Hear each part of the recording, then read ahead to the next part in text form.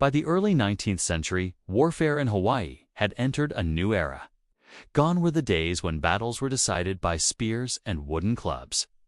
Now, smoke filled the air over the islands as volleys of musket fire cracked like thunder.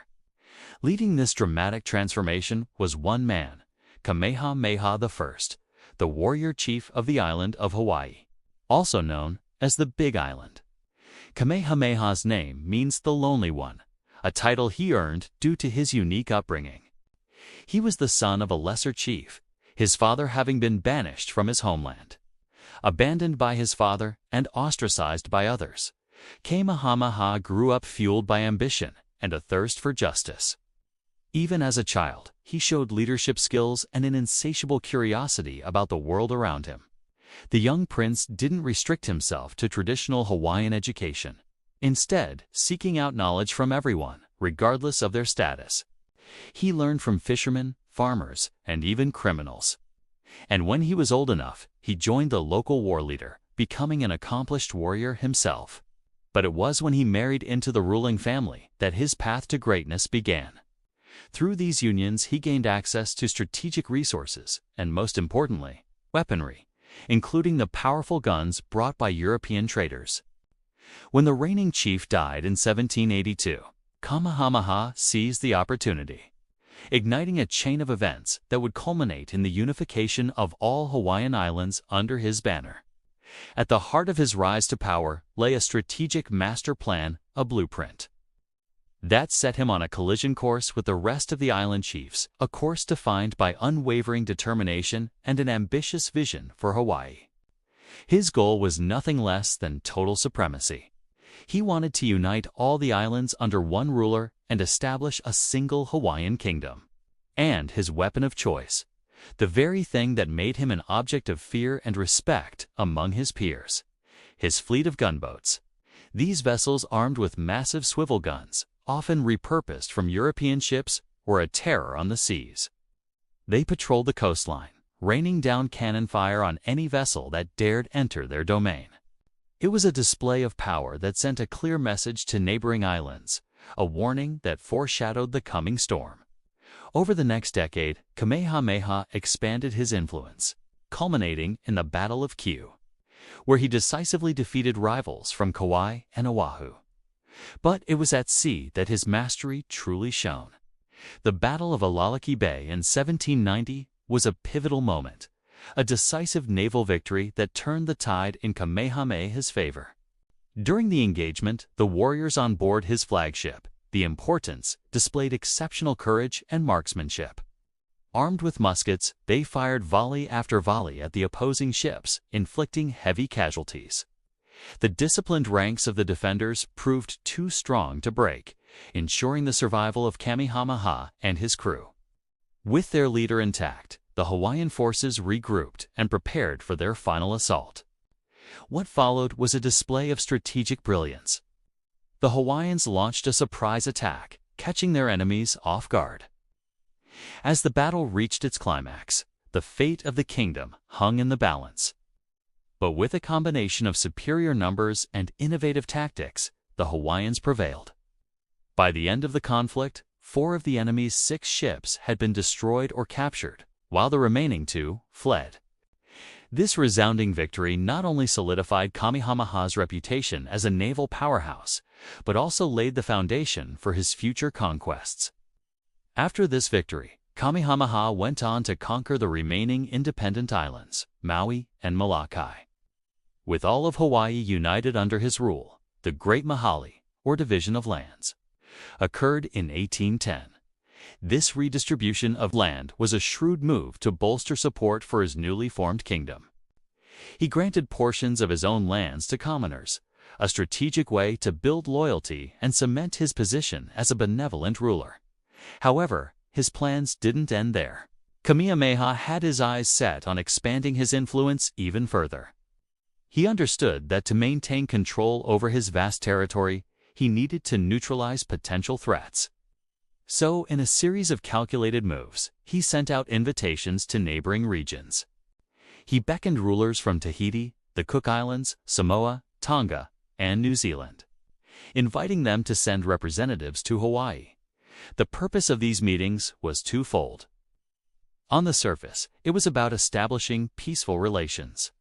But beneath that diplomatic veneer was a more pragmatic objective: securing non-aggression pacts. It was a subtle but effective way to prevent potential invasions, while fostering a sense of unity among the Pacific Islanders.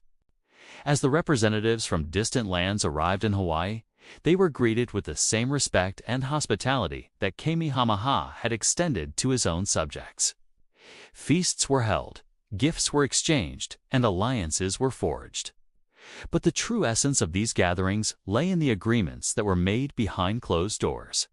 Each visiting ruler was presented with a simple yet profound choice: join Kamehameha's alliance or face the consequences. In essence, it was a non-aggression pact, an assurance that each kingdom would not invade or interfere in the affairs of the others. In exchange, Kamehameha promised mutual support and respect. For many of these small island nations, the decision to join the alliance was a practical one. Faced with the prospect of possible invasion by a unified Hawaii, it was more strategic to align themselves with the powerful Kamehameha rather than resist him. Thus, under the watchful gaze of Kamehameha, a loose confederation of Pacific Islands emerged. It was an alliance built not on ideological bonds, but on a simple, pragmatic understanding: if you can't beat them, join them. As we look back on Kamehameha's legacy, it's important to remember that his impact went beyond military victories and diplomatic wins. He was a visionary leader who understood the importance of unity and strategic alliances. While some might view his rule as a form of imperialism, it's crucial to understand the context of the time. Kamehameha rose to power in an era when European powers were colonizing vast territories across the globe. His actions, though perhaps seen through the lens of colonialism today, were a response to the rapidly changing world he found himself in. By uniting the Hawaiian Islands and forming alliances with neighboring kingdoms, Kamehameha not only secured his place in history as the founder of the Hawaiian Kingdom, but also ensured the survival of his people in a time of immense global change. The story of Kamehameha the Great is one of ambition, strategy, and survival in a rapidly changing world. His use of the gun, initially a tool of intimidation and conquest, later became a symbol of his dominance. In fact, his shrewd acquisition and application of Western weapons led to the first Hawaiian dynasty and fundamentally changed the island's place in the world.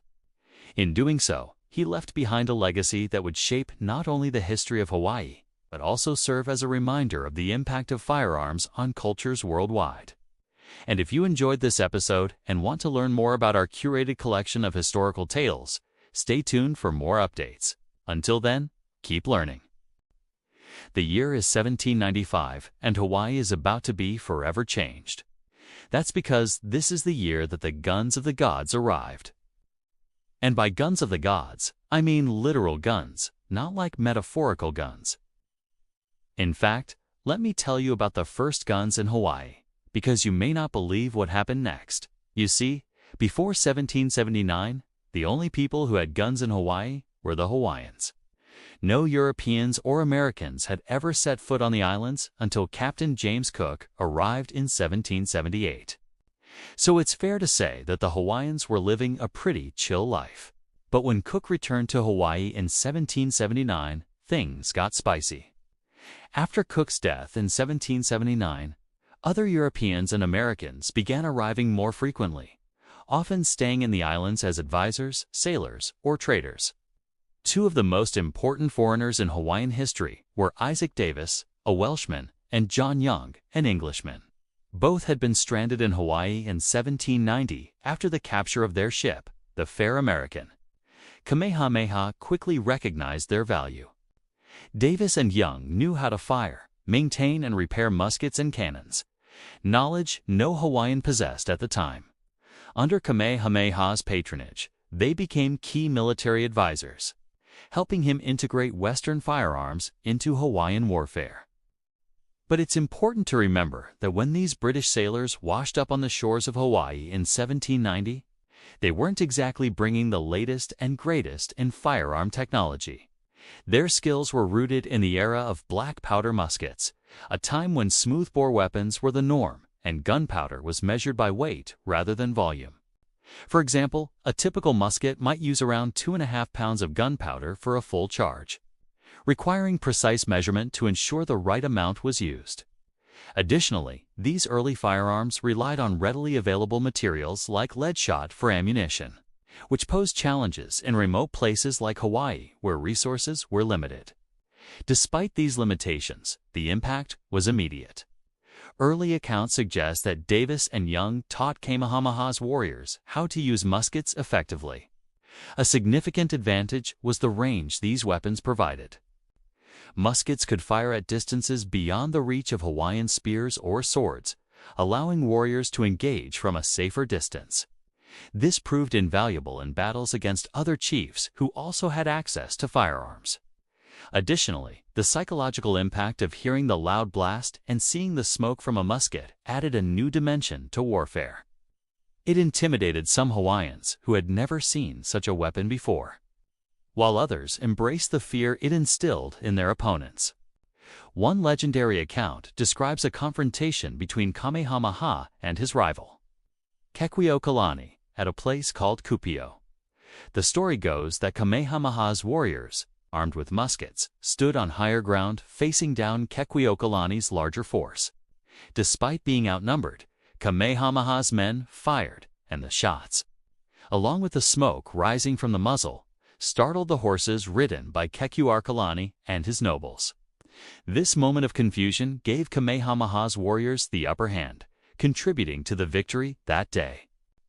While the specifics of the story might be embellished in the telling, it highlights the dramatic effect muskets had on Hawaiian warfare, even without fully understanding the inner workings of these firearms. Hawaiian warriors were able to utilize their power, employing tactics that took advantage of the musket's range and the psychological impact of their thunderous reports. By the 1790s, Hawaiians equipped with muskets were proving formidable opponents capable of repelling European ships that landed hostile parties on the islands. With each victory, Kamehameha's prestige grew, leading many Hawaiians to accept his rule and contribute to his vision of an unified Hawaii. And if you think this story is fake or exaggerated, don't worry, because I almost didn't believe it either.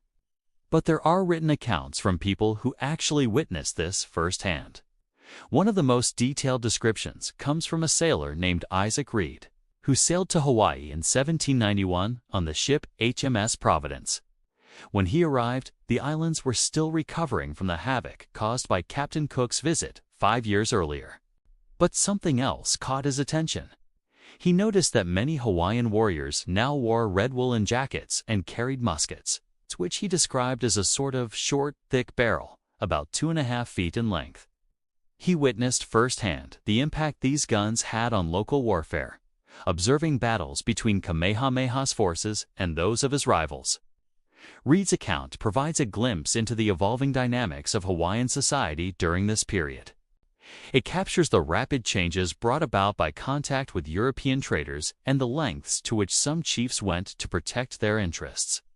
His observations on the use of muskets by Hawaiian warriors offer an early perspective on how these firearms shaped the balance of power in the region.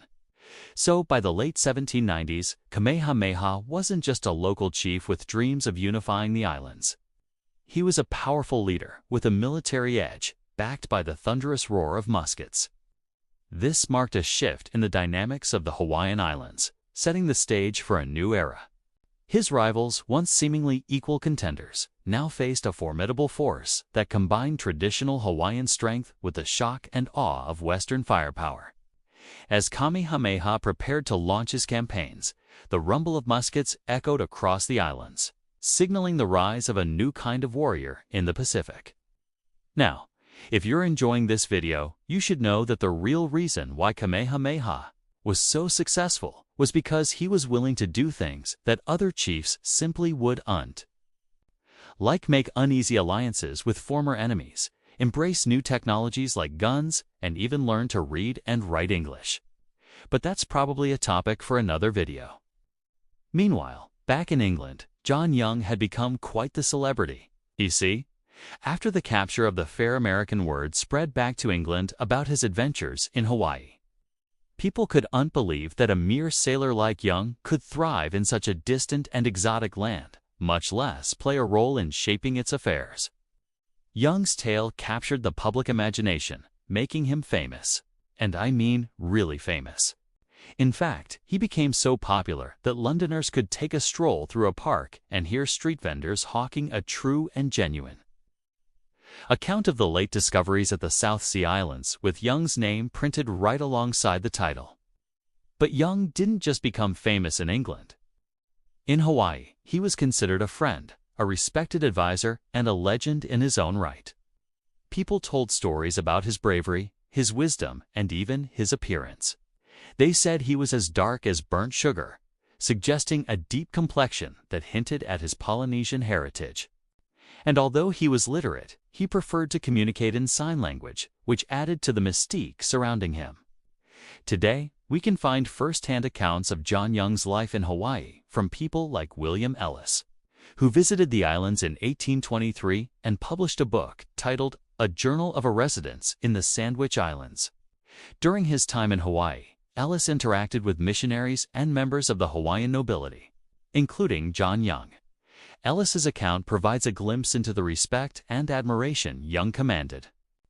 According to Ellis, Young's skin was said to be as dark as burnt sugar, reflecting his Polynesian roots.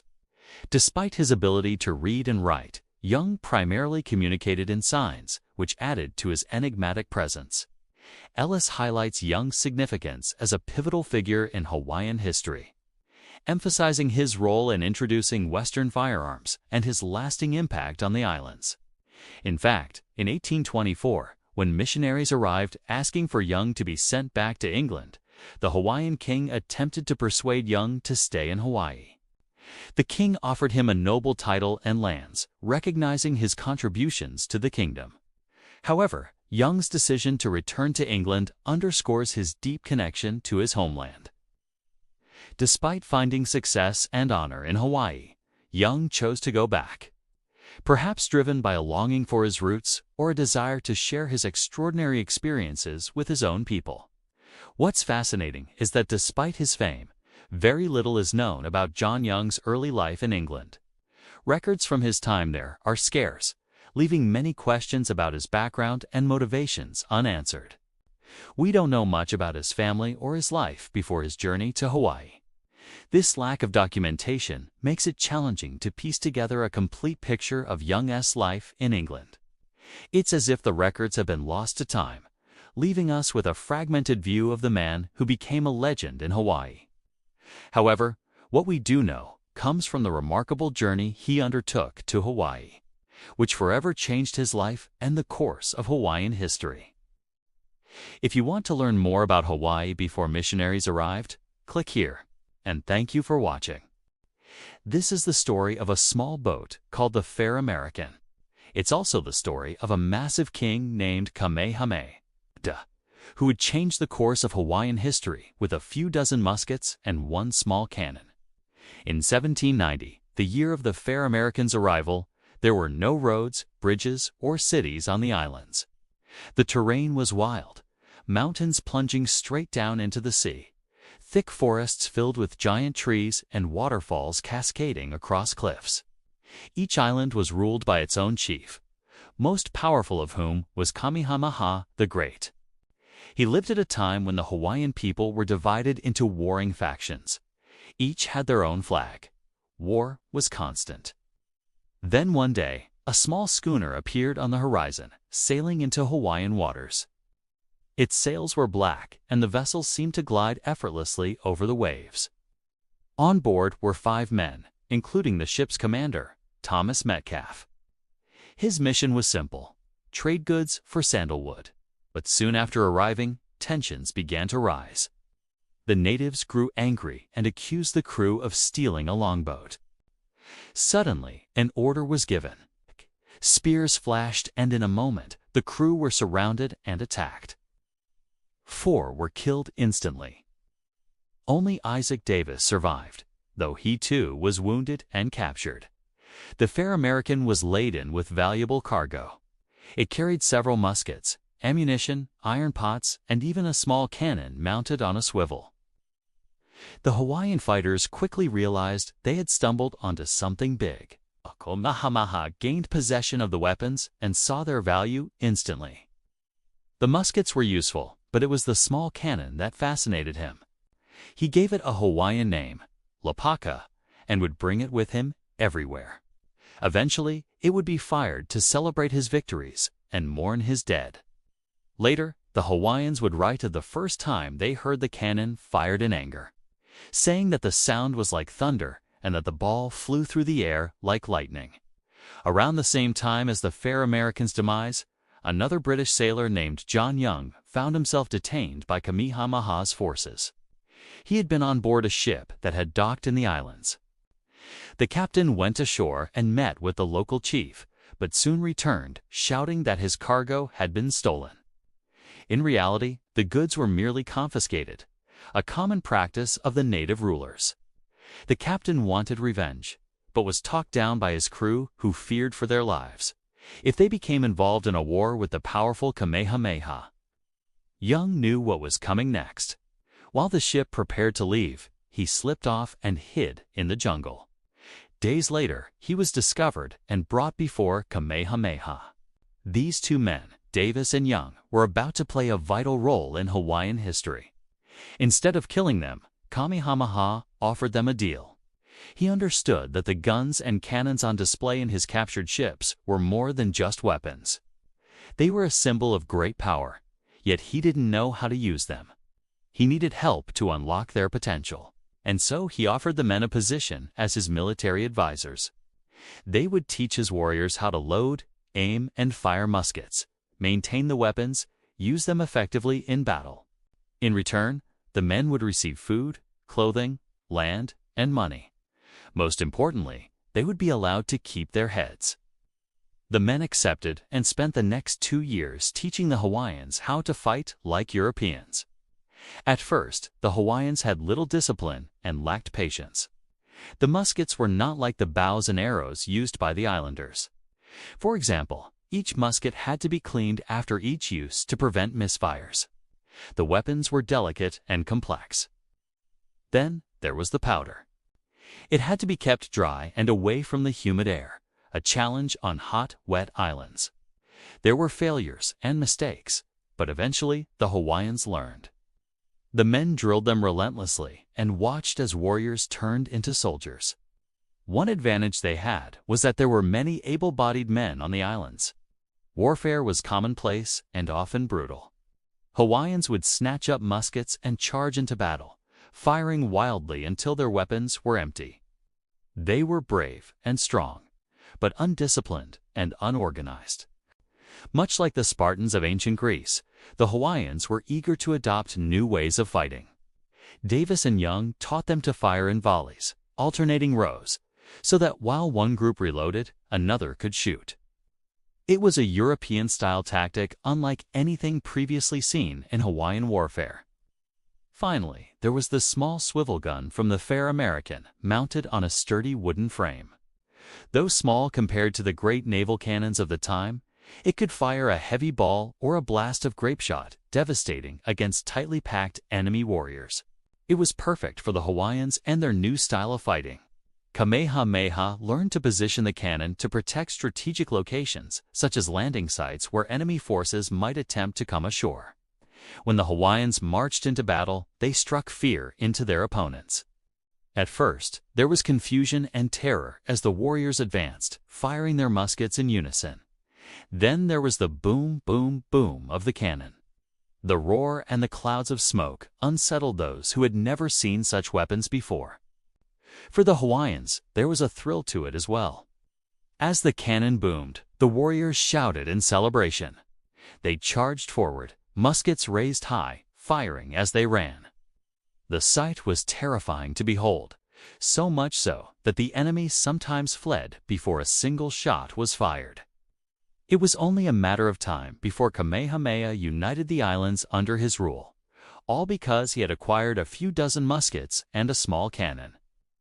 But his journey to power was far from easy. In fact, it was fraught with danger. In 1810, he suffered a serious injury in a battle against a rival tribe. A musket ball passed directly through his body, tearing open his stomach. Davis and Young performed emergency surgery, removing the ball and stitching up the wound. But the king's life hung in the balance.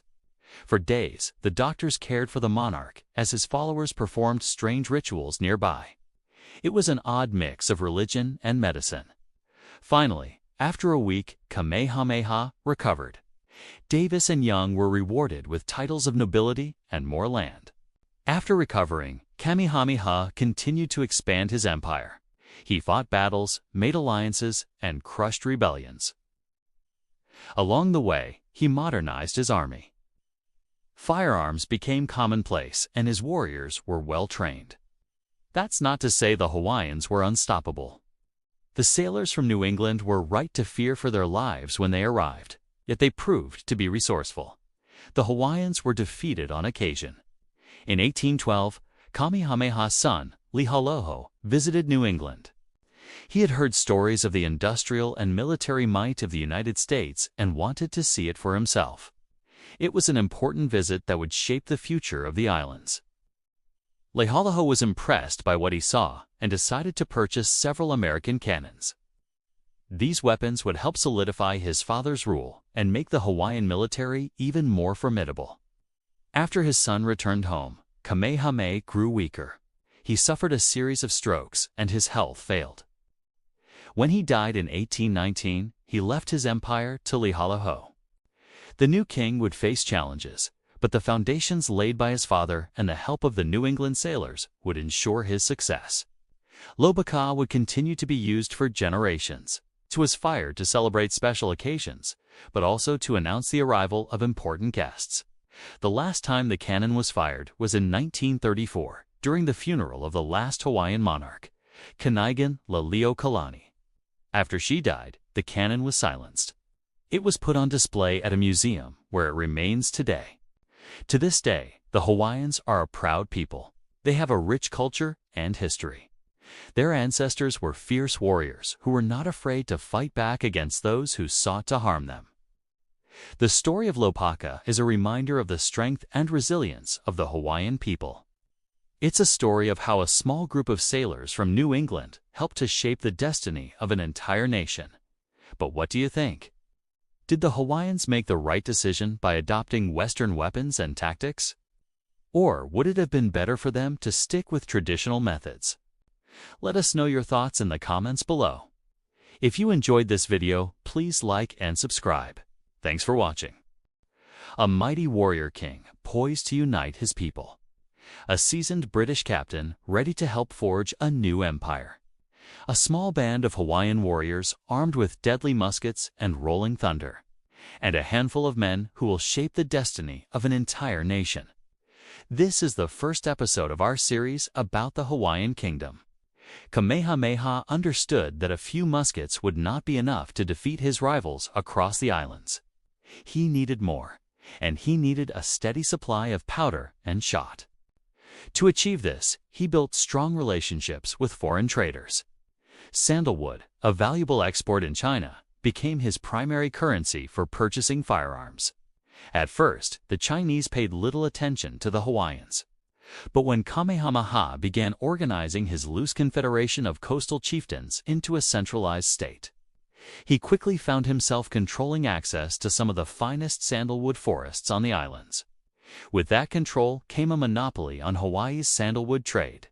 Now, any merchant who wanted to do business in Hawaii had to deal with Kamehameha, and sandalwood was a highly profitable business. One ship could easily make a fortune in a single voyage by trading cheap Hawaiian wood for Chinese goods that sold for high prices back in New England. With sandalwood money rolling in, Kamehameha became one of the largest buyers of Chinese muskets and cannons.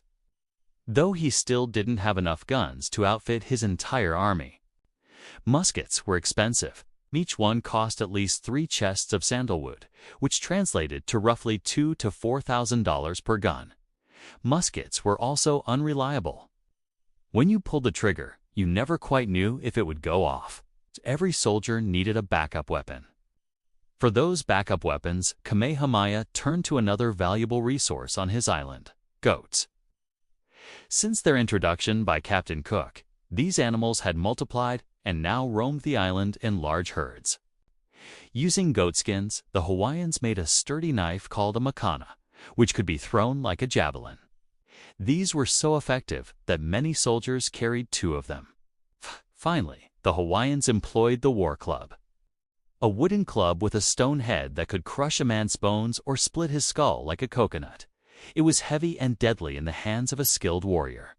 While the Hawaiians were acquiring guns, other chiefs across the islands were getting guns too. But Kamehameha had 2 advantages over his rivals.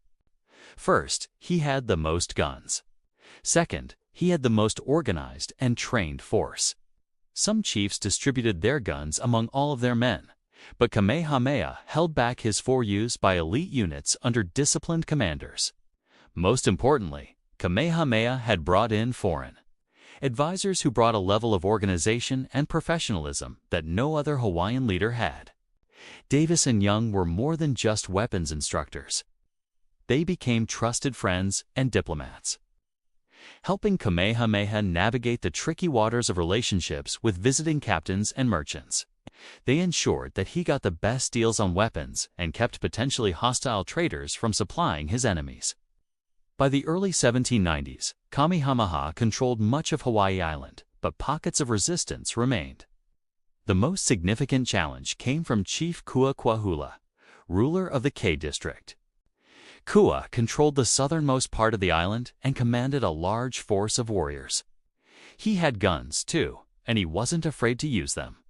In 1789, Kamehameha set out to finally defeat Kua once and for all. His force included several hundred musketeers and a detachment of artillery under John Young. On the first day of battle, Kua's men opened fire on Kamehameha's force and inflicted casualties. But the next day, Kamehameha's musketeers got the order to charge. They advanced steadily, returning Kua's fire until they were within sword length. Then they unleashed a volley that decimated Kua's ranks. That afternoon, while trying to regroup, Kua's men encountered Young's artillery. A single blast from Lapaka, the largest of the 3 cannons, sent a solid iron shot hurtling through the air. It struck a rock near Kua's headquarters, sending up a geyser of water and earth. Startled by the roar and smoke, Kua's warriors broke ranks and fled. But they couldn't escape the rain of shot and canister that followed. Within minutes, 300 warriors lay dead on the ground. After suffering such a catastrophic defeat, Kua sued for peace and was granted an audience with Kamehameha. In 1791, Kua was invited to meet Kamehameha at Pukaho'obhau, a massive temple that Kamehameha had built to fulfill a prophecy of unification. Scholars debate whether Kua was invited as a guest or lured under false pretenses. What is known is that upon arriving at the temple, Kua and his party were killed. Whether the murder was sanctioned by Kamehameha is unknown, but it ended the last major resistance on Hawaii Island. Now that Hawaii Island was fully under his control, Kamehameha was free to prepare for the rest of the war. He assembled a grand council of chiefs and redefined his kingdom. He changed its name from the Kingdom of Hawaii to the Kingdom of Hawaii and took the title Kamehameha the Great. He established a new capital at Kailua on Hawaii Island and drafted a constitution that outlined the powers of the monarchy and nobility. He divided the island of Hawaii into 6 provinces and appointed nobles to govern each one. Under Kamehameha, each province had to pay tribute to the central government in the form of labor. Every able-bodied male was required to work 2 months out of the year on public projects. Women were exempt from this law, but they were expected to weave mats for the king. Kamehameha also imposed a new tax on land ownership. All land was to be registered with the central government, which assessed a fee based on the size of the property. Money was scarce in Hawaiian society, so payment of this tax was made in kind, usually with food. Finally, the king standardized weights and measures and created a new legal code. In it, he outlawed the killing of chiefs without the king's consent. This was probably a response to the demise of his father and other chiefs at the hands of rival factions. But the new laws did not apply retroactively. If the old ways of doing things were good enough for him, why not keep them? Kamehameha set his court at Kaiula in the newly built Walino Kianai Hale, also called the Palace of the Four Square Groupings. It was a large structure made up of 4 separate buildings representing the 4 major divisions of his society: nobility, priests, commoners, and foreigners. Each noble chief had his own palace within the complex. There was even a special building for storing wine. But despite these trappings of grandeur, Kamehameha knew that his kingdom was still threatened. The chiefs on Maui and Oahu were still at war with him. The weapons he had purchased in China were still being delivered, and he had yet to prove himself in a pitched battle. To prepare for what was to come, he ordered the construction of a navy. Working with ship captains, he built several vessels capable of transporting troops and artillery. His goal was simple: to assemble a fleet that could cross the narrow channels between the islands and put his troops ashore. Then he would unite the Hawaiian Islands by force. As the preparations continued around him, the young Hawaiian kingdom teetered on the edge of greatness. From humble beginnings, Kamehameha had forged a powerful state.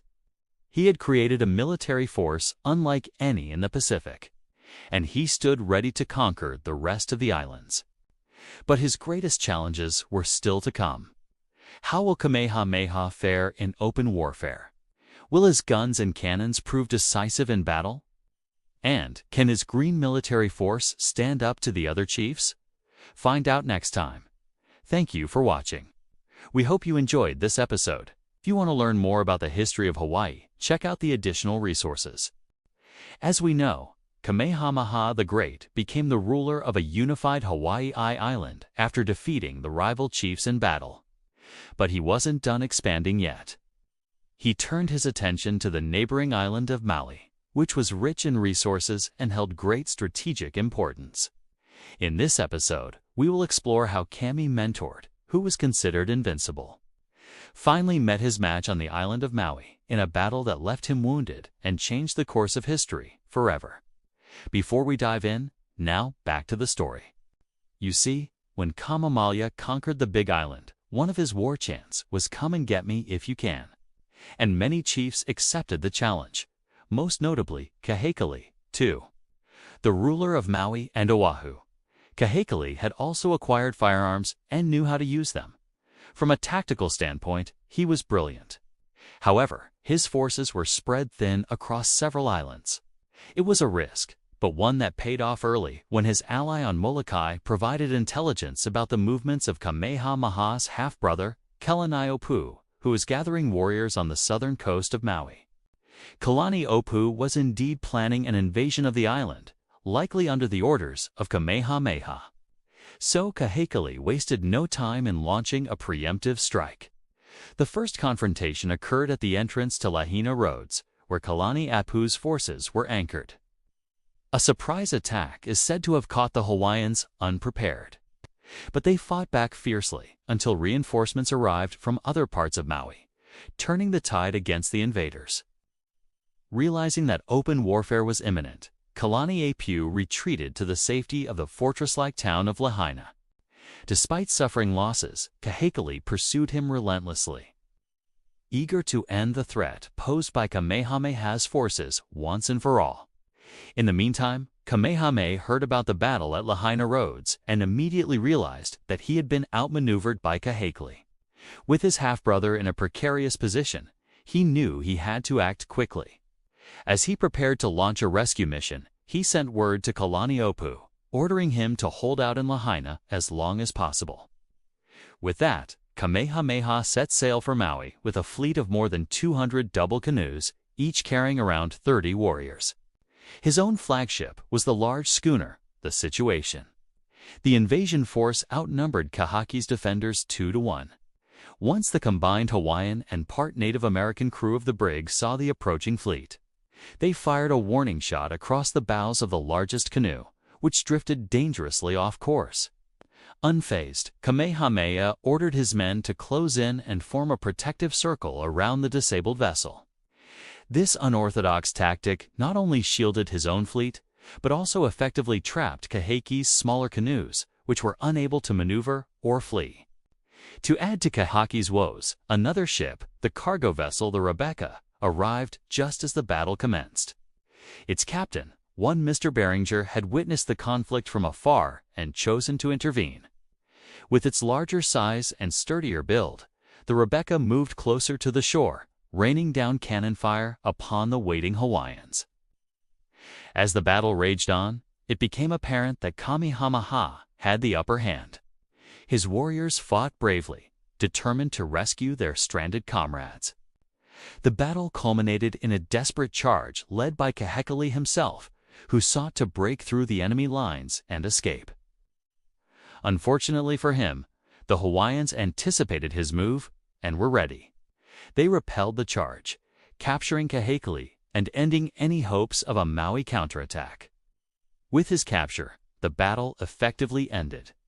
With his forces defeated, Kahekili realized that further resistance was futile. He surrendered unconditionally, agreeing to withdraw his forces from Oahu and Hawaii, Island, and relinquish his claim to the throne of a unified Hawaii. For Kamehameha, this victory marked a significant step towards achieving his lifelong dream of uniting the Hawaiian Islands under a single banner. However, his journey was far from over. He still faced opposition from other powerful chiefs, including the legendary warrior, Kalanipo, who refused to bend the knee to his rule. The stage was set for the final showdown that would determine the fate of Hawaii forever.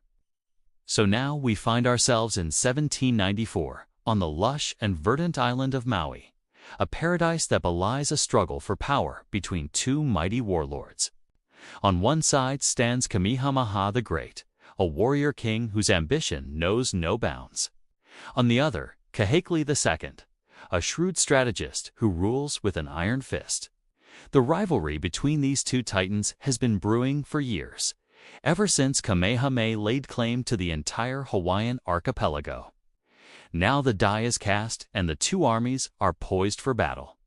The clash of titans begins in the heart of Maui, at a place called Ia Valley, a narrow gorge with steep sides and a winding stream.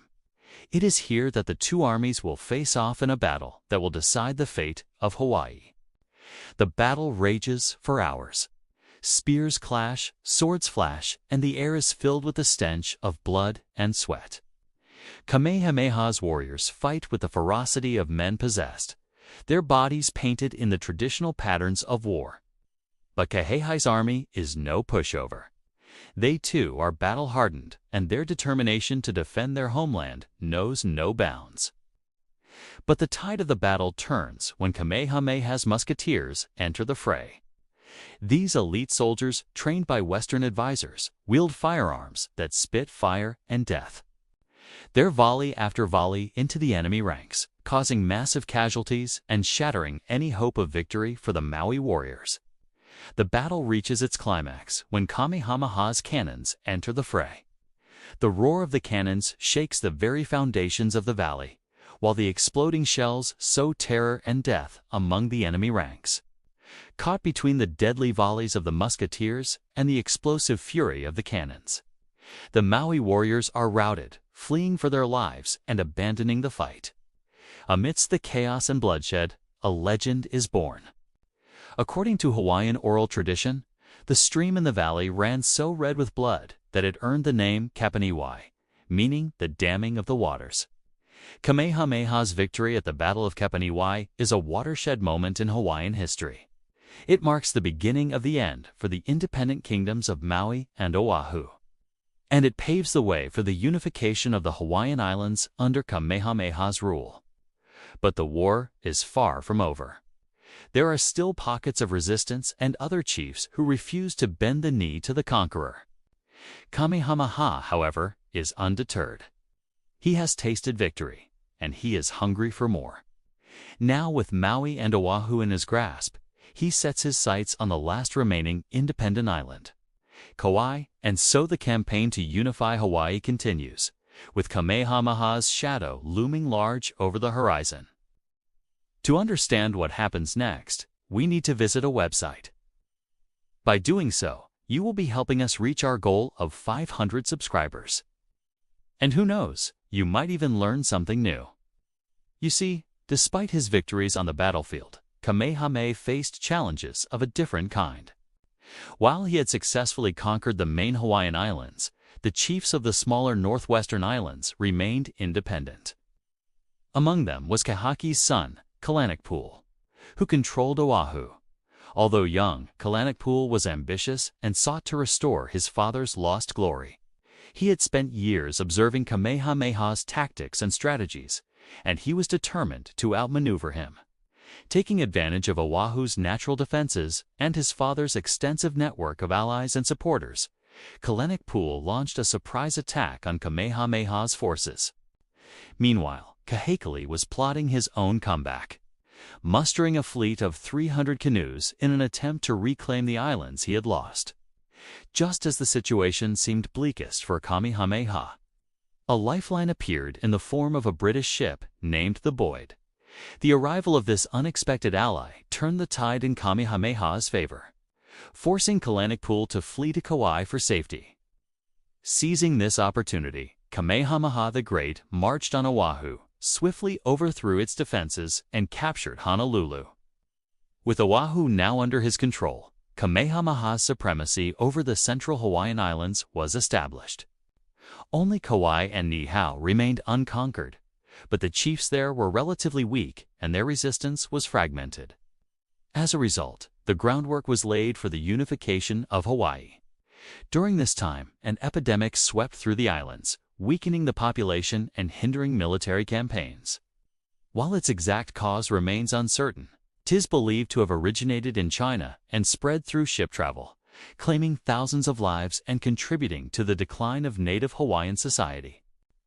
Nonetheless, by 1804, despite facing numerous setbacks, Kamehameha had managed to unite the major Hawaiian islands, laying the foundation for the independent Kingdom of Hawaii.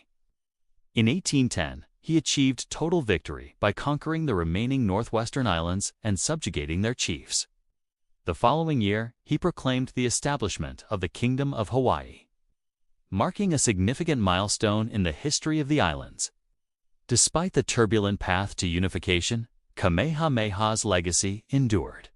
He is remembered as a visionary leader who forged a path toward independence, albeit through conquest and subjugation. The unification of Hawaii under his rule set the stage for a new era in the island's history.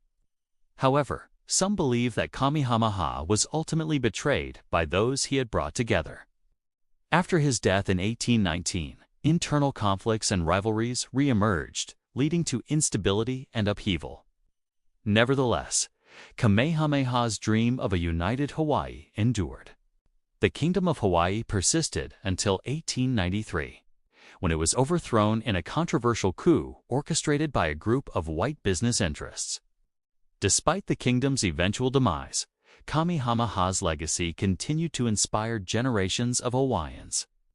His statue stands as a symbol of unity and resilience in modern-day Hawaii, reminding the people of their rich history and cultural heritage.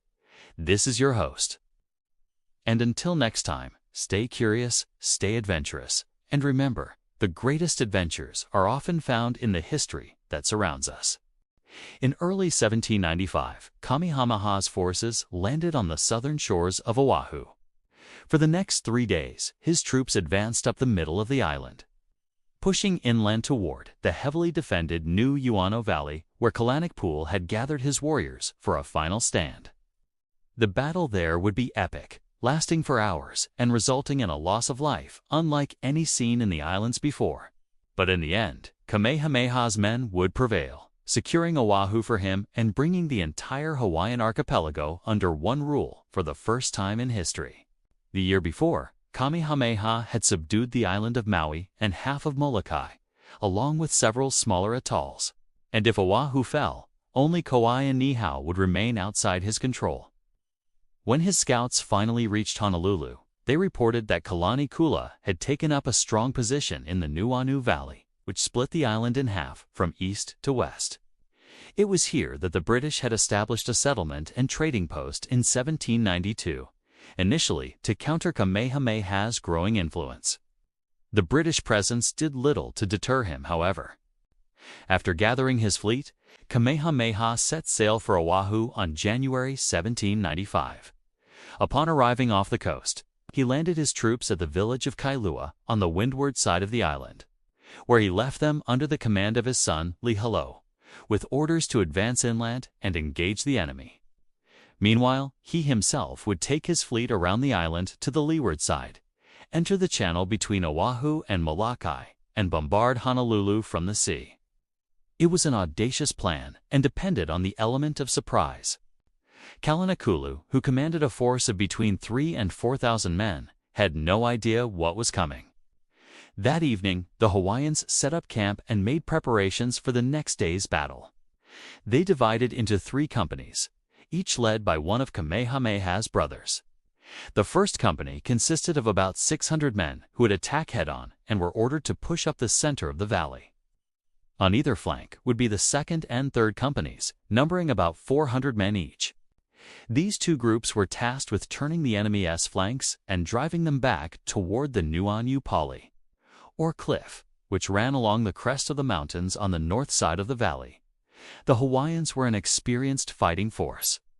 Each man carried a weapon like a spear, sword, or staff, and wore a protective garment made from shark skin or thick mats made of coconut fiber and human hair. Many also carried shields, though not as large as the ones used in earlier battles. These shields were still formidable, measuring almost 5 feet wide and made from the broad leaves of the pandanus tree.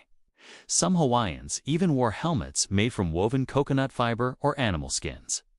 And all of them moved with the fluid grace of seasoned warriors. On the morning of January, they set out. As they marched up the valley, the Hawaiians began firing their muskets into the trees, hoping to flush out the enemy. Instead, they were met with volleys from hidden guns. Soon, the air filled with the deafening roar of Lapaka, a massive 24-pounder the British had brought to bear on the invaders. Its first shot exploded in the ranks of the Hawaiians, tearing through the lines and sending men sprawling to the ground. But there were too many enemies to escape. Another volley ripped through their numbers, taking down more men. And another, until eventually the earth trembled beneath them and the very air grew hot as Lakopa fired again and again and again. Finally, the Hawaiians broke formation and fled. At this point, Kamehameha's fleet arrived off the coast. He anchored his ships in the lee of Oahu and landed with a force of 160 men. While he hadn't expected to arrive in time for the battle, he realized that the noise from his cannons would surely help his troops. Now, as the gun smoke cleared, they could hear Lakopa roaring once more and knew they were close to the fight.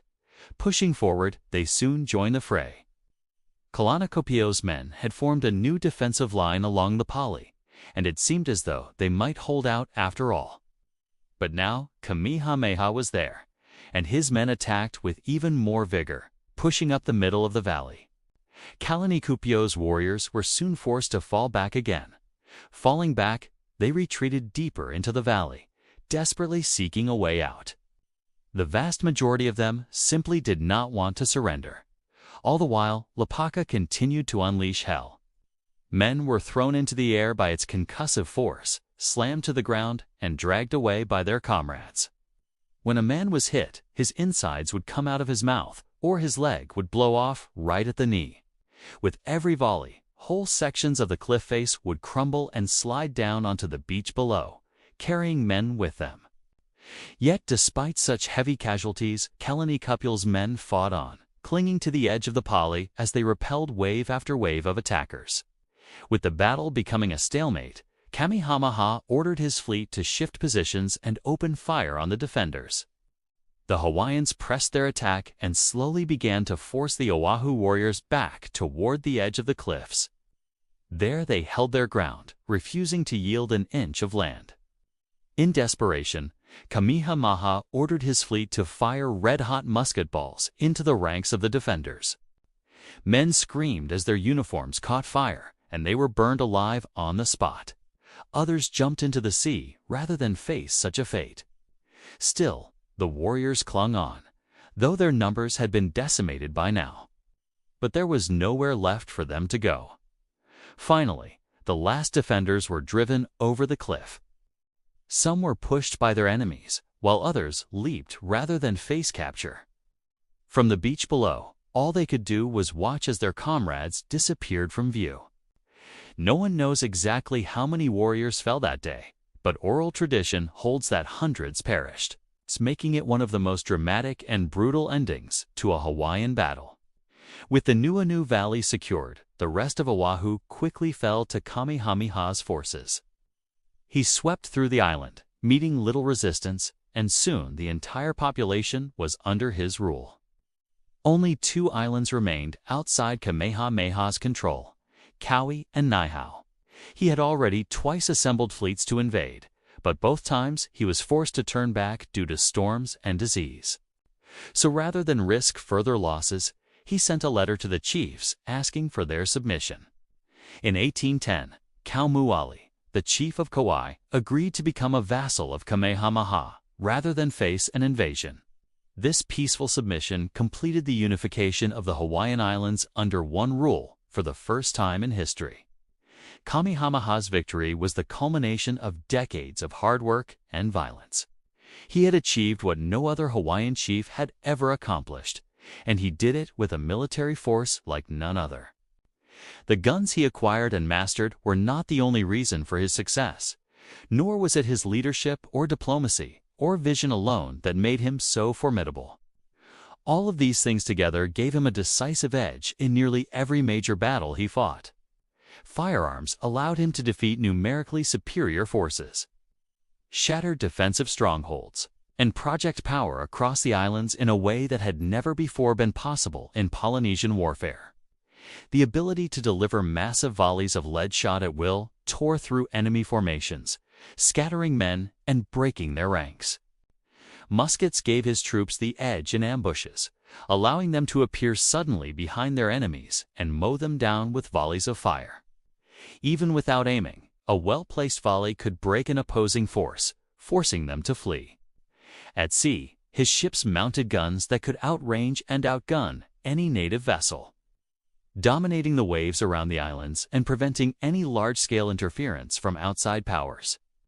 With such overwhelming firepower at his disposal, it is no wonder that Kamehameha succeeded where other Hawaiian chiefs had failed. He was able to unite the islands under his rule because he combined traditional Hawaiian tactics and strategies with the latest European weapons. And in doing so, he created a military system that was both uniquely Hawaiian and technologically advanced for its time. When the British arrived in 1792, they thought they would find a weak people ripe for enslavement. Instead, encountered a powerful military force that utilized guerrilla tactics and proved itself more than capable of holding its own. During the Battle of Nuʻuanu Valley, the Hawaiians showed remarkable courage and tenacity. Despite being vastly outnumbered and facing an onslaught of red-hot musket balls and cannon fire, they stood their ground. Their determination to resist the invaders was unwavering, and they fought with skill and precision until the very end. However, ultimately, their efforts were in vain. The arrival of Kamehameha's fleet tipped the balance of power, and the Hawaiians were forced to retreat into the Nuʻuanu Valley. There, they made a valiant stand, but were eventually overwhelmed by the sheer firepower of their enemies. The Battle of Nuʻuanu Valley was a tragic moment in Hawaiian history. The loss of life was staggering, and the defeat marked the end of an era. However, the bravery and resilience of the Hawaiians in the face of overwhelming odds should be remembered and honored. They fought for their land, their people, and their freedom, and they deserve our respect and admiration. It is a lesser-known fact that the Hawaiian Islands were once ruled by a monarchy. This monarchy lasted for over 150 years until it was overthrown in 1893. To learn more about the Hawaiian monarchy, please click here. Thank you for watching. The year is 1810. For years, the Hawaiian Islands had been fighting each other for power, Now one man stood above the rest. Kamehameha had done what no Hawaiian chief had done before. He'd unified all the inhabited islands under one rule. And he wasn't just a military ruler. He'd forged alliances that held beyond the battlefield. But now he was about to face his greatest challenge yet, keeping those very alliances together. His victory had come at a great cost, and the battlefields were littered with the bodies of his friends and family. Men like his half-brother Kamehameha, whose death deeply affected him. Despite this, there was no time to grieve. There was a kingdom to run. It was one thing to lead warriors into battle against common enemies. It was a whole different challenge to govern diverse people who'd once been fierce rivals. To make matters worse, the very weapons that helped him conquer were the same ones that could destabilize his new kingdom if left unchecked. Muskets, cannons, and powder supplies were tools of power. The ability to use them decisively gave him the upper hand in many battles. But it also meant that if others got hold of them, they could threaten his reign. He'd seen how chiefs with guns and cannons had ruled the islands. Before he unified them under his own flag, he'd watched as they fought each other and exploited their subjects. Now that he ruled all of Hawaii, he wanted to do things differently.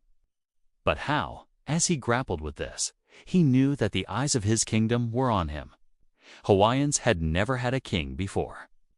Would this new ruler follow the old ways of oppression, or forge a new path? Whatever he decided would set an example, not just for his subjects, but for the rest of the world.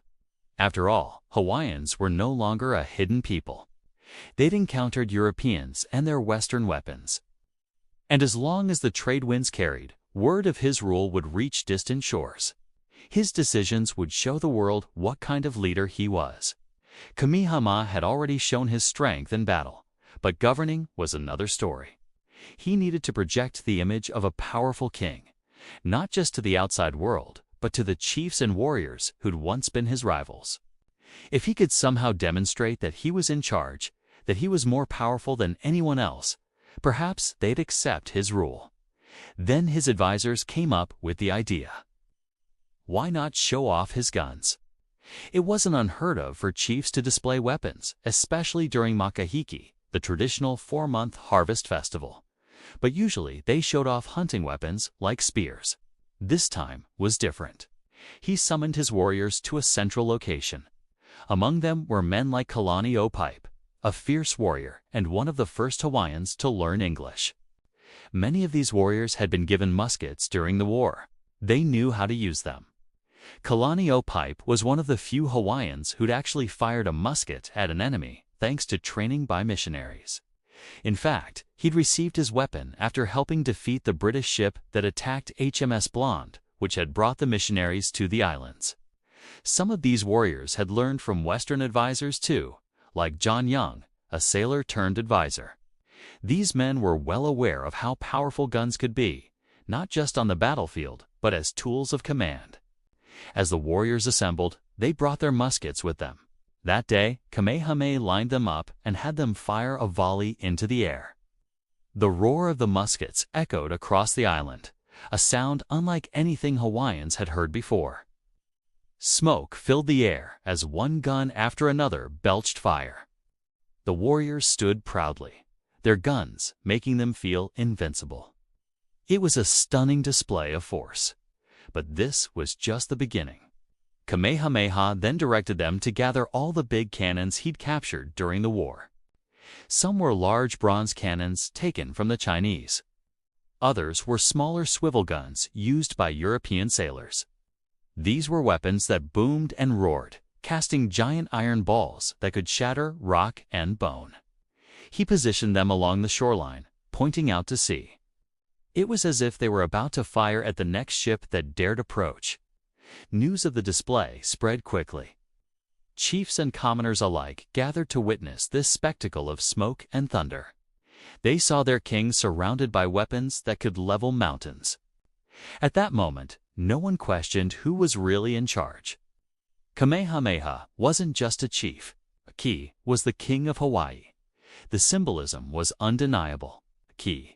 And he made sure everyone understood it. This demonstration of power wasn't just a one-off event. It was a message delivered again and again. Every time a foreign ship arrived, Kamehameha made sure to impress them too. He didn't want them to think that Hawaii was a weak, easy-to-exploit kingdom. No, he wanted them to know that Hawaii was modernizing and was not to be messed with. Of course, he wasn't just firing cannons for show. He had real enemies still out there. There were those who hadn't accepted his rule, and they still possessed dangerous weapons. For example, there was the case of Keeaumoku, a former ally who switched sides several times during the wars. Eventually, he sided with Kamehameha, but only after he handed over his cannons. Years later, Keeaumoku became restless again and started plotting with others to regain some of his lost power. Once again, Kamehameha's spies caught wind of the plot. This time, the rebels were holed up inside a fortified village. This was a tough situation. A direct assault would likely lead to heavy losses. So Kamehameha did something unexpected. He ordered a blockade. He sent warriors to take up positions around the village and prevent anyone from entering or leaving. He then ordered the cannons to fire. One by one, the walls protecting the village were shattered, exposing the rebels to the elements. This siege lasted for nearly 2 months. Keeaumoku and his followers had nowhere to go. Without food or water, they eventually surrendered. Kamehameha could have easily executed them, but instead he offered them a deal. If they laid down their arms and accepted his rule, he would spare their lives. Most agreed, realizing the power of Kamehameha and his guns. But some, like Keeaumoku, refused. They were executed. The heads of those who refused to bend the knee were cut off and hung from poles around the king's palace. It was a reminder to everyone of what happened to those who challenged the king's authority. But this wasn't just about power or revenge. It was also about control. From the start, he realized that the weapons he'd seized from his enemies weren't just trophies, they were liabilities. If left unchecked, they could spark a new round of warfare. Imagine the chaos if any old Hawaiian could seize a cannon and use it against another. He needed to control where these weapons were and how they were used. Otherwise, his kingdom wouldn't stand a chance against a foreign power. So he put systems in place to keep tabs on everything. He created specialized units, not just for his regular warriors, but for guarding his stores of gunpowder. These supplies were invaluable, so he kept them under lock and key. No one could get in without his permission. It was a radical idea, but it worked. It stopped anyone from sneaking in and stealing enough powder and shot to cause trouble. Instead, he controlled who got the weapons and when. If someone needed guns for a hunt or a battle with a common enemy, he had to approve it. This way, he had a handle on what was happening across the kingdom. He was essentially building a monopoly on firepower, and he took this idea further. He applied it to foreign traders who came calling. Back then, lots of ships from far-off lands would sail to Hawaii. Some were friendly, bringing gifts and new ideas. Others were less so, looking to take advantage of the Hawaiians. Kamehameha knew this, and he also knew that many of these ships came with guns for trade. But he didn't let them sell those guns just anywhere. He had a strict rule. No one could sell guns to anyone in his kingdom without his okay. This may seem like a small thing, but it was actually huge. He basically owned all the guns in Hawaii. This way, if a trader tried to sell a gun to a rebel or someone who could cause trouble, he'd get in big trouble. Even if it meant giving the goods back or getting banned from trading in Hawaii altogether, he didn't care. He was willing to take that risk to keep the peace. By doing this, he stopped anyone from stockpiling too many guns and getting too powerful. This was partly why his empire lasted so long. Everyone knew he had the most guns, and he wasn't afraid to use them. The result was that no one dared mess with him because they didn't want to become an example. Basically, he made a monopoly on violence, and it worked. No one dared challenge his rule. Looking back, we can see that this approach had both good and bad effects. On one hand, he created a stable government and ended the era of constant warfare. But on the other hand, he also limited the rights of his people. Still, it was a clever move for a leader. He took something that could cause a lot of problems, guns, and turned it into one of his greatest strengths. And that takes some skill. The following account is based on historical fact, but for reasons of dramatic license, some names have been changed. As the sun rose over Honolulu, a young Hawaiian prince watched his father drill his warriors. It was 1816, and the Kingdom of Hawaii was at peace. But King Kamehameha the Great wanted his men ready just in case. The prince, who would one day rule these islands himself, was named Lehalāho.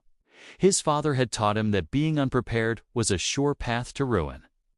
And while the king loved his son, he also wanted him to learn life lessons the hard way. "One day you will lead this kingdom," Kamehameha said, "and it will be your duty to protect our people." "Are you too proud to get your hands dirty?" "I am not," Lehalāho replied. "But what do you want me to do? I am only a boy." "You are never too young to learn. Come, I will teach you how to fire a musket." After the lesson, Lehalāho went back to the palace and complained to his mother about his father. She smiled and said, "Your father wants you to work hard so you can bring even more greatness to this kingdom. He was once a fierce warrior, but he also had a kind heart. Don't forget that when you become king." At that moment, Lehalāho didn't understand what she meant. All he wanted was to go back to playing with his friends. But as he grew older and wiser, he realized that his mother was right. Kamehameha was tough on him, but that was only because he wanted his son to succeed. And now the king needed his help. It was time for the annual maintenance of the armory, and Kamehameha needed someone to oversee the process. Lehalāho was hesitant, but his father insisted. "You will work alongside John Young and Isaac Davis. If anyone can teach you how to handle guns, it is them." Davis and Young were foreigners who'd come to Hawaii with guns and gunpowder. Now they were like family. When Kamehameha first encountered them, they were castaways from a wrecked ship. He found them on the island of Kauai and brought them back to Oahu. At the time, Davis was skilled with guns, but it was Young who really stood out. He could take a gun apart and reassemble it in less than a minute. Not only that, but he knew how to improve them. He invented a bayonet lug that allowed soldiers to attach a knife to their rifles, turning them into deadly weapons in close quarters. While Lehalāho was initially resentful of the foreigners, he soon realized that they were invaluable assets. "Why do we need guns anyway?" he asked one day. "We have clubs and spears. We've always fought with those." "There are two answers," Young said, "and I will let my friend Davis tell you the second. But the first reason is simple. Guns are good for long fighting. They allow you to fight without getting hurt." "That sounds great," Lehalāho admitted. "But how do they work?" "Well, I'll show you," Young said, taking a gun apart. After hearing Young's explanation, Lehalāho asked, "Why do we need guns?" "Ah, that is my answer," Davis said. "When a man carries a gun, he can do much more than a man with a spear. With a gun, he can hunt wild pigs from far away. He can defend himself against thieves. He can scare away unfriendly sailors who come ashore. And most importantly, he can join our warriors together under one banner. A gunshot can carry for miles across the water. And if two companies hear it, they know that they must assemble and march to where the fighting is. The sound of the gun tells them that their brothers need help. That is why the English and the Chinese use them. And that is why we use them." Lehalāho thought for a moment. "So guns help us fight better, hunt better, and help us defend our people. Why wouldn't we want to use them?" "Well said, Prince Lehalāho," Davis replied. "You already make a fine soldier." As the years passed, Lehalāho learned his father's lessons. Not only did he master the use of guns, but he also gained a deep respect for his mentors. In 1832, his father died, and Lehalāho became King Lot Kamehameha III. The next year, Davis died as well, but not before passing on his knowledge to the new king. Soon Lehalāho was overseeing the armory and training his own soldiers. Young continued to serve as an advisor until 1846, when he died as well. By that time, Lihaloho had proven himself a capable leader. His reign lasted for 46 years, and Hawaii prospered under his rule. He was known as the Lion King, and his fiercest opponents called him Inue, which means fierce. Yet he was also called Manulani, which means tender heart. Like his father, Leholeho was a warrior king who led his people to greatness, but he was also known for his kindness and compassion. Over the decades, the Hawaiian army grew in size and skill. It was truly an indigenous force led by Hawaiians with Hawaiian officers. But that didn't mean they forgot their foreign roots. On ceremonial occasions, the soldiers wore uniforms similar to those of the British or the Americans. They drilled with the precision of European soldiers and fired their guns with deadly accuracy. Whenever ships arrived from abroad, the Hawaiians would hold a parade to impress them.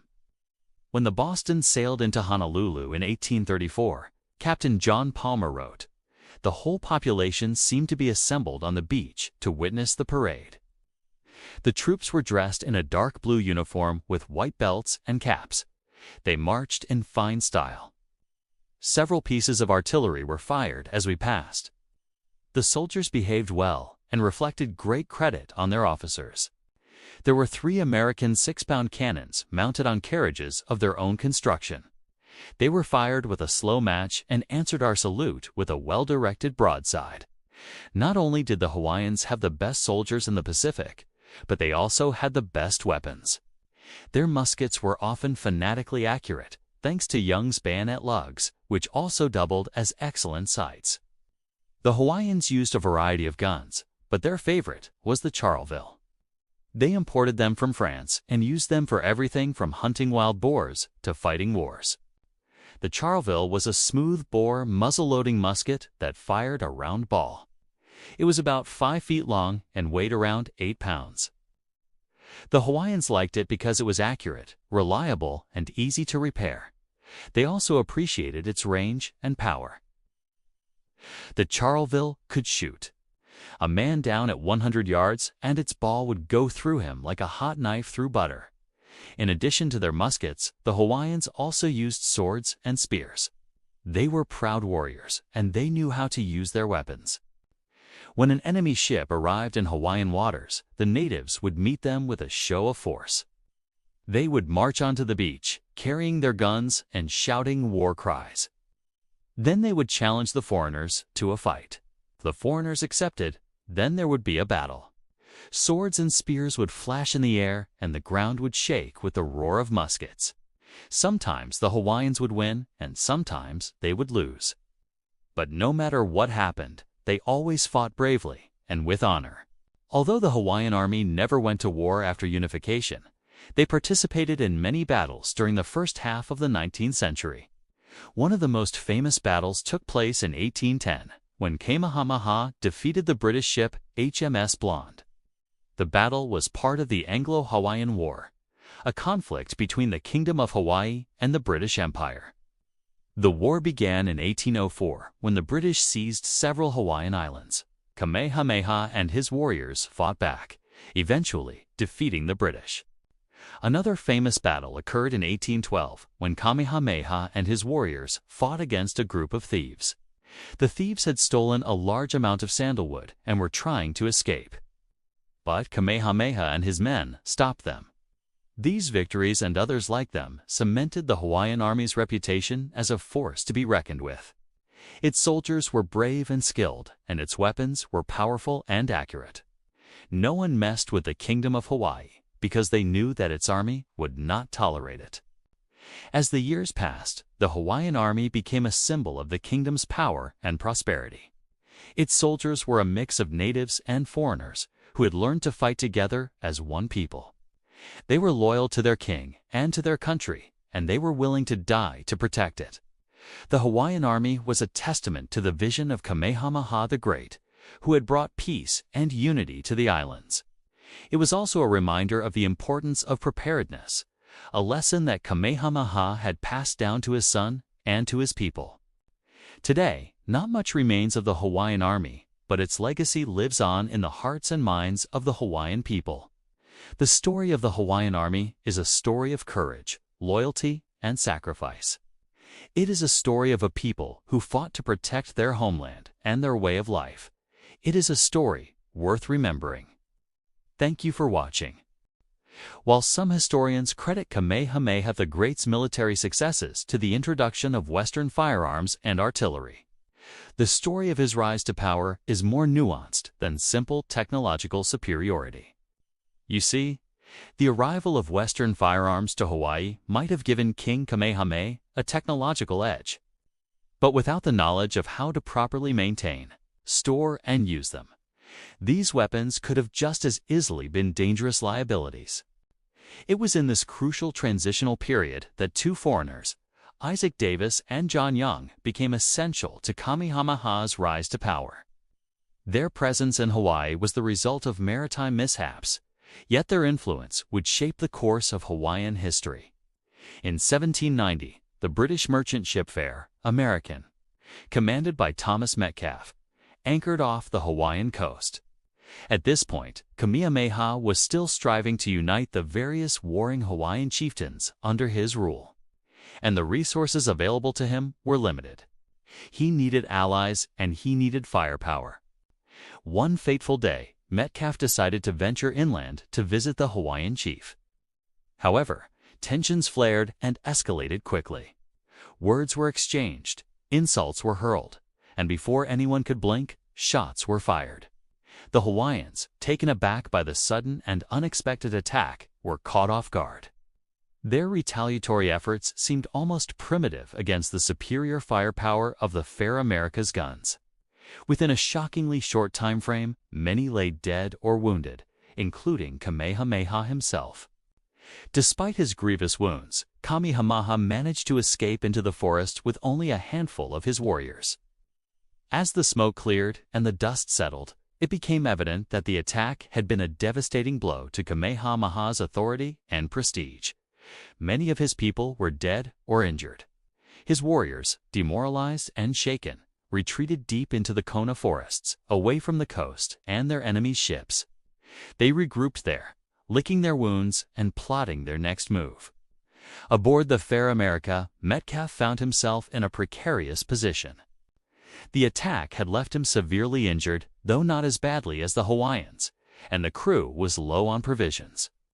With the ship's health in decline, Metcalfe made the difficult decision to sail back to China, leaving behind the wounded sailors to fend for themselves. Among them were the ship's first mate, Isaac Davis, and another sailor named John Young, for the Hawaiians. This moment marked a turning point in their struggle for dominance. With their numbers depleted and their leader wounded, they could have easily succumbed to despair. Yet they chose unity and strategic retreat instead. They consolidated their forces, pulling back to the Kona coast and fortifying their position. The retreat itself was a testament to their resilience and tactical thinking. Despite their heavy losses, they managed to preserve their strength, ensuring they remained a formidable force on the battlefield. Meanwhile, Davis and Young found themselves navigating the treacherous waters of survival. The two men, skilled sailors though they were, had no guarantee of rescue. Faced with dwindling food supplies and the harsh realities of life on a wounded ship, they were forced to improvise. They rationed their remaining supplies, turning every morsel of food into a battle against hunger. They repaired the ship's sails using whatever materials they could find, ensuring it could at least limp along.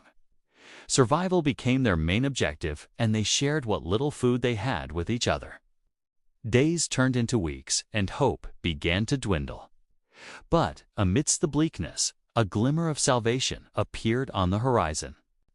A ship approached, offering a lifeline to the stranded sailors. It was a moment of immense relief, marking the end of their arduous struggle for survival. On the Hawaiian side, recovery was not just about healing wounds, it was about mending spirits. As Kamehameha's health improved, so did the morale of his people. They rebuilt their defenses, reinforced their alliances, and waited patiently for their moment to strike back.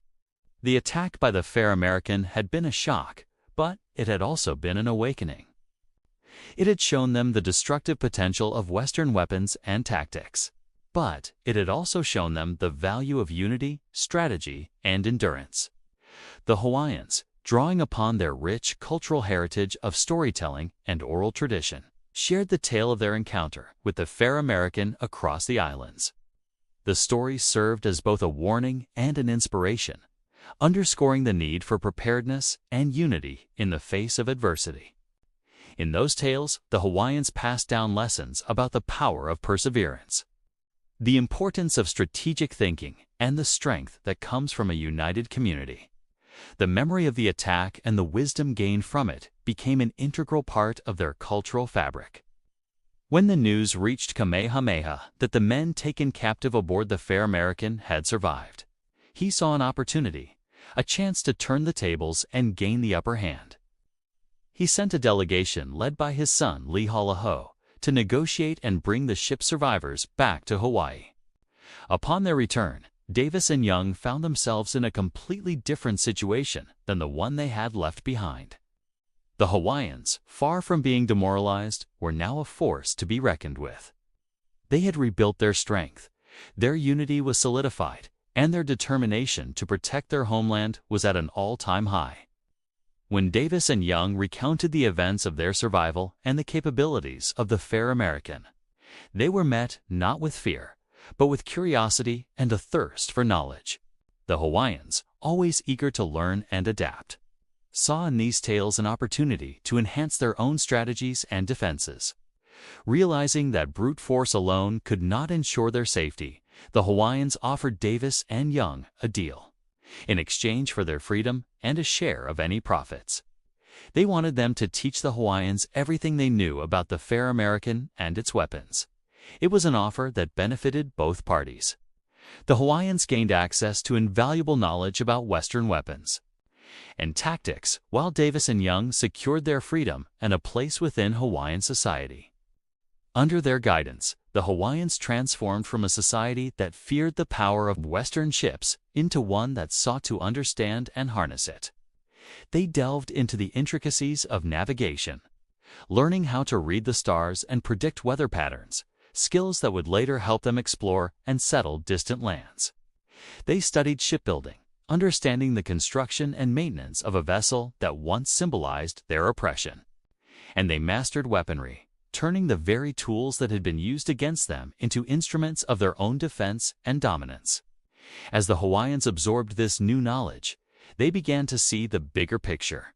They realized that to thrive, they needed more than just defensive strategies. They needed offensive capabilities that could rival the fair American.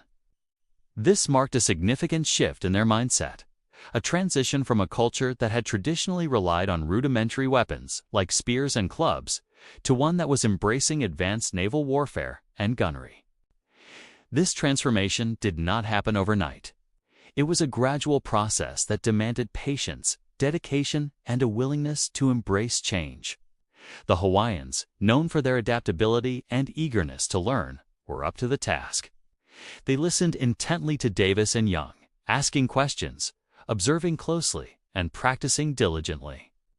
Each lesson was a step toward empowerment, each skill acquired bringing them closer to their goal of creating a powerful navy that could protect and expand their influence over the vast Pacific Ocean. The influence of Davis and Young extended beyond the practical teachings of navigation, gunnery, and shipbuilding. They also imparted a deeper understanding of Western culture, customs, and languages. This cultural exchange was as significant as the technical knowledge shared, fostering a sense of mutual respect and understanding between the two cultures. The Hawaiians, always receptive to new ideas, integrated these learnings into their own traditions, creating a unique blend of Eastern and Western influences that would become a hallmark of their culture. This fusion of cultures not only enriched their lives, but also equipped them with the tools to interact effectively with other Westerners, setting the stage for diplomatic missions and trade agreements that would shape the future of Hawaii. As the years went by, the Hawaiians, armed with their newly acquired knowledge and skills, began to assert their dominance over the seas around the islands. Their ships, modeled after the fair American, became a common sight, their crews well trained in the use of cannons and muskets. They patrolled the waters, protecting their shores and projecting their power. The arrival of Davis and Young, though initially a disaster for them, turned out to be a blessing for the Hawaiians. The two men, once captives, became key players in a dramatic historical shift. They played a pivotal role in the transformation of Hawaiian society from a victim of Western aggression to a force that could stand up to and learn from its aggressors. Their story is a testament to the power of adaptability, the importance of cultural exchange, and the human capacity to turn adversity into opportunity. It's a narrative that reminds us that history is full of twists and turns, and that our perspective can greatly influence how we perceive and interact with the world around us. Hey there, thanks for watching. As the sun rose over the Hawaiian island of Hawaii, casting its golden glow upon the vast Pacific, a great battle was about to unfold. It was a clash that would decide the fate of a kingdom, a testament to the power of ambition, strategy, and the unsettling influence of foreign alliances. At the heart of this conflict stood two figures whose names would echo through generations: Kamehameha the Great and his trusted counselors, John Young and Isaac Davis. These three men were about to write one of the most significant chapters in Hawaiian history. But what truly set Davis and Young apart from the rest of Kamehameha's advisors wasn't just their technical skill or strategic brilliance. It was their unwavering loyalty and the trust that bound them to the Hawaiian king. Over the years, they had become more than just counselors. They were Kamehameha's confidants, sharing not only the triumphs but also the burdens of ruling over a kingdom. They were the embodiment of trust in a world where betrayal often lurked around the corner. Let's rewind our story a bit, back to a time when Hawaii was a tapestry of independent kingdoms, each vying for dominance over these scattered islands in the vast ocean. For the people of Hawaii, life revolved around the rhythms of nature. Their society shaped by the ancient traditions that had been passed down for generations. But the winds of change were already beginning to stir, carrying with them the scent of adventure, ambition, and the echoes of distant empires. In this era, a visitor to Hawaii was an extraordinary event. Imagine the surprise and curiosity that must have filled the eyes of the first Europeans who stumbled upon this tropical paradise. It was a world away from the cobblestone streets of Europe. It's a place where the ancient traditions of a Polynesian culture flourished under a canopy of lush greenery. These visitors weren't just explorers. They were ambassadors of a new era, bringing with them not just new ideas, but also new tools and technologies that would forever alter the course of Hawaiian history. Amidst this cultural collision, our story begins to take shape. Enter John Young, an adventurous sailor who arrived in Hawaii with the British East India Company. In those days, sailing wasn't just a means of transport, it was a dance with danger and the unknown. Sailors like Young were the pioneers of the seas, navigating by the stars and driven by the spirit of exploration. And then there was Isaac Davis, hailing from New England. His journey to Hawaii was marked by similar challenges and the allure of the unexplored. These men didn't just wash ashore in Hawaii. They brought with them the knowledge and experiences of a world far removed from the tranquility of these islands.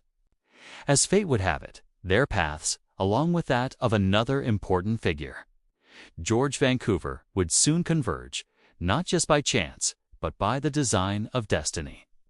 When their ships anchored off the coast of Hawaii, they didn't just arrive as visitors. They stepped onto land as interpreters of a different world. Their arrival coincided with a time when Hawaii was on the cusp of major changes. The Hawaiian kings of that time were like the captains of a ship. They steered the course of their people, making decisions that could mean the difference between calm waters and stormy seas. But the challenge wasn't just about keeping their own people happy. It was also about dealing with the newcomers, understanding their motives, and finding ways to coexist. This was a delicate balancing act, a negotiation not just of trade and resources, but of cultures and worldviews. Enter Kamehameha, a young leader with dreams of uniting the scattered Hawaiian kingdoms under one banner. He wasn't just born into royalty. He was forged by ambition and a vision for his people. Like many young leaders, he looked to his advisors for guidance, seeking not just wisdom, but also the ability to navigate the treacherous waters of both internal politics and external relations. When Kamehameha met these haole foreign chiefs, it wasn't just a meeting of minds. It was a recognition of shared goals and mutual respect. This bond was the bedrock of their alliance, a testament to the fact that common purpose can transcend cultural and linguistic barriers. What drew Kamehameha to these men wasn't just their individual skills, but the combined package they offered. Young and Davis brought not only their personal expertise, but also represented a world that Hawaii was increasingly connected to. This was a world of trade, diplomacy, and the potential for greater things if managed correctly. It wasn't a simple decision for Kamehameha to make. Choosing advisors was a matter of life and death, of peace and war, of unity and division. Each choice echoed with consequences that could shape the future of his kingdom. Yet he chose wisely. He saw in Young and Davis not just foreigners, but partners, men who could help him turn his dreams of a united Hawaii into reality. As the years rolled on, the trio's roles in shaping Hawaiian history became clearer. It wasn't just about military victories or territorial gains. It was about creating a new narrative for Hawaii, one that was strong, unified, and respected. Theirs was a partnership that defied the odds, a testament to the fact that true strength comes not from dominance, but from unity. Under Kamehameha's leadership, guided by Davis and Young, Hawaii was transformed. The addition of muskets and cannons to the arsenal of the Hawaiian people wasn't just a change in weaponry. It was a revolution in warfare. The crack of muskets and the rumble of cannons became the soundtrack of their victories. This shift in tactics and technology was a lesson not just for Hawaii, but for all who witnessed it. The impact of these firearms wasn't just on the battlefield. It was also felt in the hearts and minds of the people. The stories of bravery, of feats of strength, and of strategic brilliance spread like wildfire, turning their leaders into figures of legend and their victories into epic sagas. The use of muskets and cannons didn't just expand their territory, it expanded their reputation. Chiefs from other kingdoms who once viewed Hawaii with indifference began to see it as a rising power, a force to be reckoned with. But the true genius of Kamehameha, Davis, and Young lay not just in their military prowess, but in their ability to use these advantages judiciously. They understood that the purpose of power was not just to acquire more, but to protect what they had achieved. This meant not just dominating their rivals, but also ensuring the prosperity and stability of their own people. It was a tightrope walk, a balance between ambition and responsibility that these leaders somehow managed to maintain. Their story isn't just about brute force or the allure of power. It's about strategy, about knowing when to strike and when to hold back. They understood that true strength lay not in relentless expansion, but in creating a unified, prosperous Hawaii. However, their story doesn't end here. As we look back at the legacy of Kamehameha, Davis, and Young, we're not just studying history. We're looking at the building blocks of modern Hawaii. Their decisions, their struggles, and their achievements are the threads that weave together the rich tapestry of Hawaiian history. They remind us that the course of an entire nation can change in the span of a few decisive moments in the choices of a handful of men. Imagine standing on the shores of Hawaii, feeling the soft sand between your toes and the warm ocean breeze on your skin. Around you, the vibrant colors of tropical flowers mingle with the haunting melody of traditional Hawaiian music. In this paradise, history comes alive. You can almost hear the echo of footsteps from the past, the murmur of voices that once shaped the destiny of a nation. If you find yourself in Hawaii, take a moment to close your eyes, breathe in the fragrance of plumeria, and listen closely. You might just hear the whispers of Kamehameha, Davis, and Young, the symphony of their unity resonating through the ages. As we covered in Part 3 of this series, King Kamehameha I was a fierce warrior. Unlike his rivals, he was willing to do whatever it took to win, including studying his enemies, learning from them, and adapting their strategies to his own advantage. In order to get a leg up on his opposition, Kamehameha would reorganize his forces into something resembling a modern army. Units equipped with muskets supported by traditional Hawaiian warriors. His cannon crews were also trained to fire and reload as fast as possible. He combined these new tactics with the maneuverability of Hawaiian double-hulled war canoes, creating a hybrid fighting force that no other chief could match. But where did all these new weapons come from? Well, let's find out in today's episode of The History Guy. Now, let's go back to the beginning. The year 1794.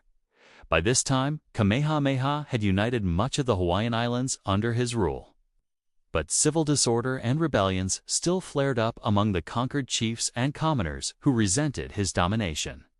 As a result, he needed a strong force to keep order and expand his kingdom further. This is when he began to notice the effects of Western firearms and artillery. During one battle against the rough-and-tumble mountaineers of Waimea on the island of Kauai, Kamehameha was struck by how easily they repelled his warriors using guns and cannons. It occurred to him that to beat his enemies, he'd have to get his hands on some guns and cannons of his own. So, over the next couple of years, Kamehameha I went about acquiring the weapons he would need to forge a massive empire.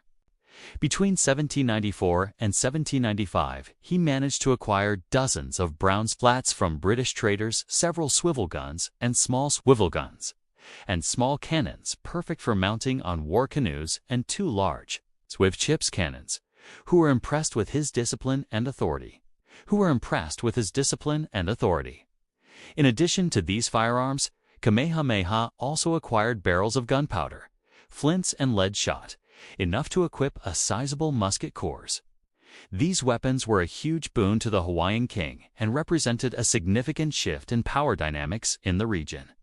Not only did they give him a major military advantage over his enemies, but they also symbolized the growing influence of Western technology in the Pacific.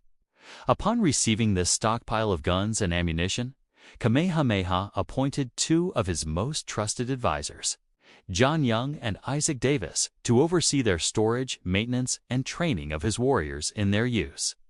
The 2 men worked tirelessly to ensure that every weapon was accounted for and in good working order. They built special stone storehouses to keep the powder dry and free from pests, and they set up workshops to cast lead into bullets. But perhaps most importantly, they began training Kamehameha's warriors in how to use these new weapons effectively. Now, because there weren't very many muskets, they couldn't just be given out to anyone. So those Hawaiians chosen to wield them were not ordinary fighters. They were hand-picked from Kamehameha's most elite and reliable warriors, men known for their bravery, strength, and unwavering loyalty to the crown. Young and Davis selected men who possessed the discipline and focus necessary to utilize firearms effectively. Once selected, these warriors underwent rigorous training to learn the proper techniques for loading, aiming, firing, and reloading the muskets. They learned to move as a unit, maintaining tight formations and executing complex maneuvers with precision and speed. Their training was not just about mastering the mechanics of the musket, but also about instilling a sense of pride and esprit de corps among the musketeers. Through drills and mock battles, the warriors developed a deep understanding of the power and potential of their weapons. They learned that each musket represented a tremendous investment of resources and that their responsibility was not just to themselves, but to the entire kingdom.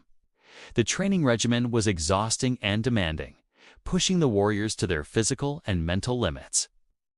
Yet they persevered, driven by a combination of duty, ambition, and the promise of greater rewards. Upon completing the rigorous selection process and training, these elite warriors became an integral part of Kamehameha's military forces. They were strategically deployed in battles and conflicts, forming the backbone of his army's firepower. Their disciplined ranks and proficiency with muskets made them a formidable force on the battlefield, capable of overwhelming opponents with their coordinated volleys and accurate aim. Beyond their military prowess, these elite musketeers also served as symbols of Kamehameha's power and prestige. Their distinctive uniforms and weaponry set them apart from other soldiers, making them a visually striking and intimidating presence. They were a constant reminder of the king's commitment to modernization and his willingness to embrace new technologies to secure his dominance. Now, during this time period, firearms were not just tools of war, but also status symbols. Owning a gun or cannon was a sign of wealth and power. Those who wielded them were seen as more civilized and advanced. In fact, many Europeans at the time believed that they were bringing civilization to the uncivilized natives through trade and technology. Of course, this was completely false, as many indigenous peoples, like the Hawaiians, had complex societies, cultures, and governments long before Europeans arrived.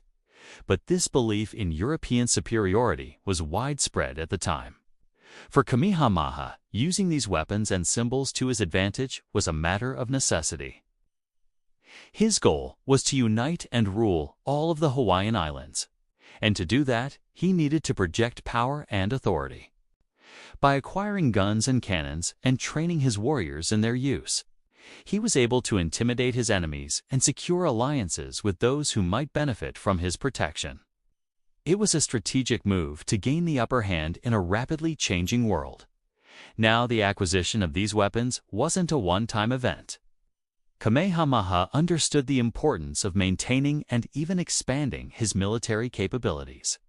He continued to seek out opportunities to obtain more guns and ammunition through trade, diplomacy, and sometimes coercion. He also realized that to effectively use these weapons, he needed to create a system for their maintenance and repair. This led to the establishment of armories and workshops staffed by skilled craftsmen who were trained in the intricate workings of firearms.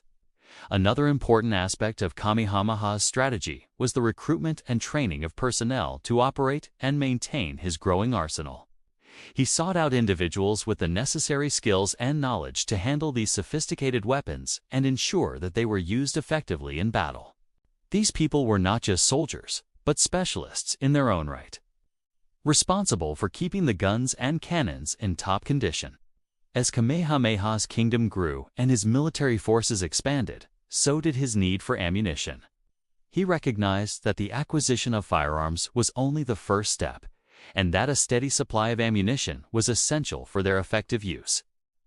This led to the establishment of facilities for producing gunpowder, lead, and other components needed to keep his muskets and cannons operational. The impact of these measures was profound. The adoption of Western weapons and the creation of a skilled workforce to support them transformed the nature of warfare in Hawaii. The Hawaiian army, equipped with muskets and artillery, became a force to be reckoned with, capable of projecting power beyond the islands and resisting external threats. Furthermore, the emphasis on military preparedness and technological advancement sent a clear message to neighboring rulers. Kamehameha was not just a tribal chief. He was a modernizing ruler, willing to embrace new ideas and strategies to secure his position.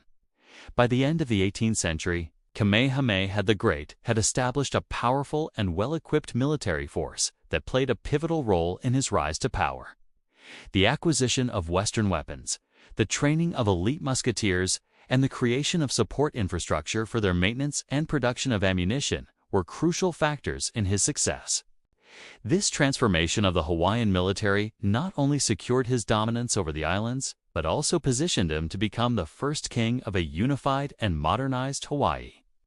I hope you enjoyed learning about how Kamehameha I acquired his arsenal of weapons and built a musketeer corps. If you want to learn more about this fascinating subject, check out the links in the description below. And don't forget to subscribe for more educational videos like this one. Thanks for watching. In the annals of history, some weapons stand out as truly formidable. But in the early 18th century, none were more feared than the cannons, particularly the large ships' guns. These rolling thunderbolts dominated the battle space, and when wielded effectively, they could be the deciding factor between victory and defeat. For Kamehameha I, the importance of the cannons in his arsenal cannot be overstated. They represented the cutting edge of his military power, capable of enforcing his dominance on land and at sea. And what made them truly formidable was not just their raw destructive potential, but how Kamehameha and his crew leveraged them in battle. You might ask, why did Kamehameha value the cannons so much? What was it about these weapons that set them apart? How did he use them in battle, and what was the impact? To answer this question, we need to look at the Hawaiian weapons and fighting style, which was primarily based around fighting in canoes with spears, swords, and shields. It was effective, but it had its limitations. Land warfare was rare and usually involved fighting on fortified bluffs with spears and swords. This type of fighting was chaotic and deadly, but it lacked the reach and precision of long-range weapons. And that's where the cannons came in.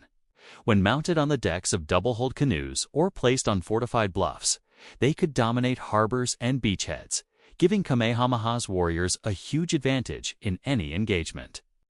In Hawaiian warfare, battles often began with naval approaches or coastal landings, providing an opportunity to deploy these massive guns. So the cannons were the ultimate expression of military power in the Hawaiian Islands. Their sheer size and destructive capability made them a formidable weapon of war. They could literally blow an enemy canoe to pieces. And when used strategically, they were a devastating force multiplier on the battlefield. Now, you might wonder, how did these cannons actually work? What made them so powerful? Ships' cannons were typically smoothbore muzzle-loading pieces of artillery. They were typically made of bronze or iron and came in a variety of sizes ranging from small 2-pound guns to large 32-pounders. The larger the diameter of the cannon, the more powder and shot it could hold, and the greater the distance it could fire. Firing one of these cannons required a crew of several men.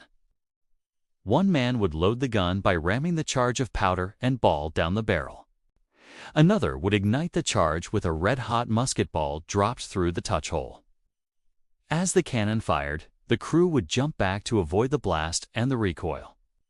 The sound of a ship's cannon firing was deafening. The roar reverberated across the water, announcing the arrival of the warship to anyone within earshot, and the flash of the muzzle was a clear signal of its position. The real power of these weapons lay in their versatility and the different effects they could produce depending on the type of ammunition used. Solid shot was used for its ability to penetrate thick hides and wooden hulls of canoes. The round balls could be lethal, tearing through the craft and sending them and their occupants crashing into the waves. Cannons also fired spherical bullets known as round shot. These were designed for maximum damage and were typically used against enemy ships and fortifications. Cannons could also shoot elongated bullets called long shot or bar shot. These were meant to inflict maximum damage over a large area, making them ideal for attacking groups of enemy troops. The last one is grape shot. Instead of solid balls, grape shot consisted of smaller leaden balls clustered together in a bag. When fired, these bags would burst upon impact, scattering smaller shots over a wide area. This made it an excellent anti-personnel weapon. Imagine being in a canoe filled with warriors, charging into battle only to be met with a barrage of smaller balls ripping through your craft and sending your companions to watery graves. It was a terrifying prospect that made even the most seasoned warriors uneasy. But it wasn't all about brute force. Accuracy also played a significant role in the effectiveness of the cannons.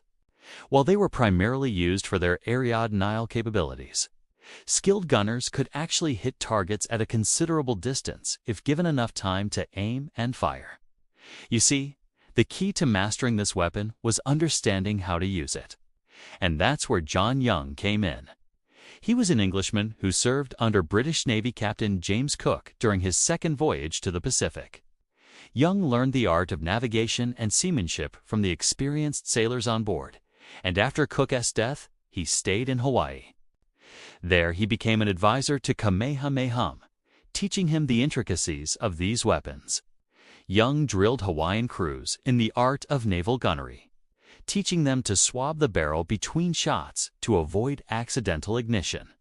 Use grape shot for its anti-personnel effect against warriors in canoes, and time their firing to the moment of enemy approach to maximize damage. Under his guidance, the Hawaiians learned to use the cannons with deadly accuracy and devastating effect. But the real test came in battle. When these tactics were first used in real combat, the psychological effect was devastating. Rivals who had never seen such disciplined cannon fire often fled at the first booming volley. The fearsome reputation of the cannons spread like wildfire across the islands. The mere mention of the approaching warships with their deafening roar and destructive capabilities was enough to send shivers down the spines of the enemy.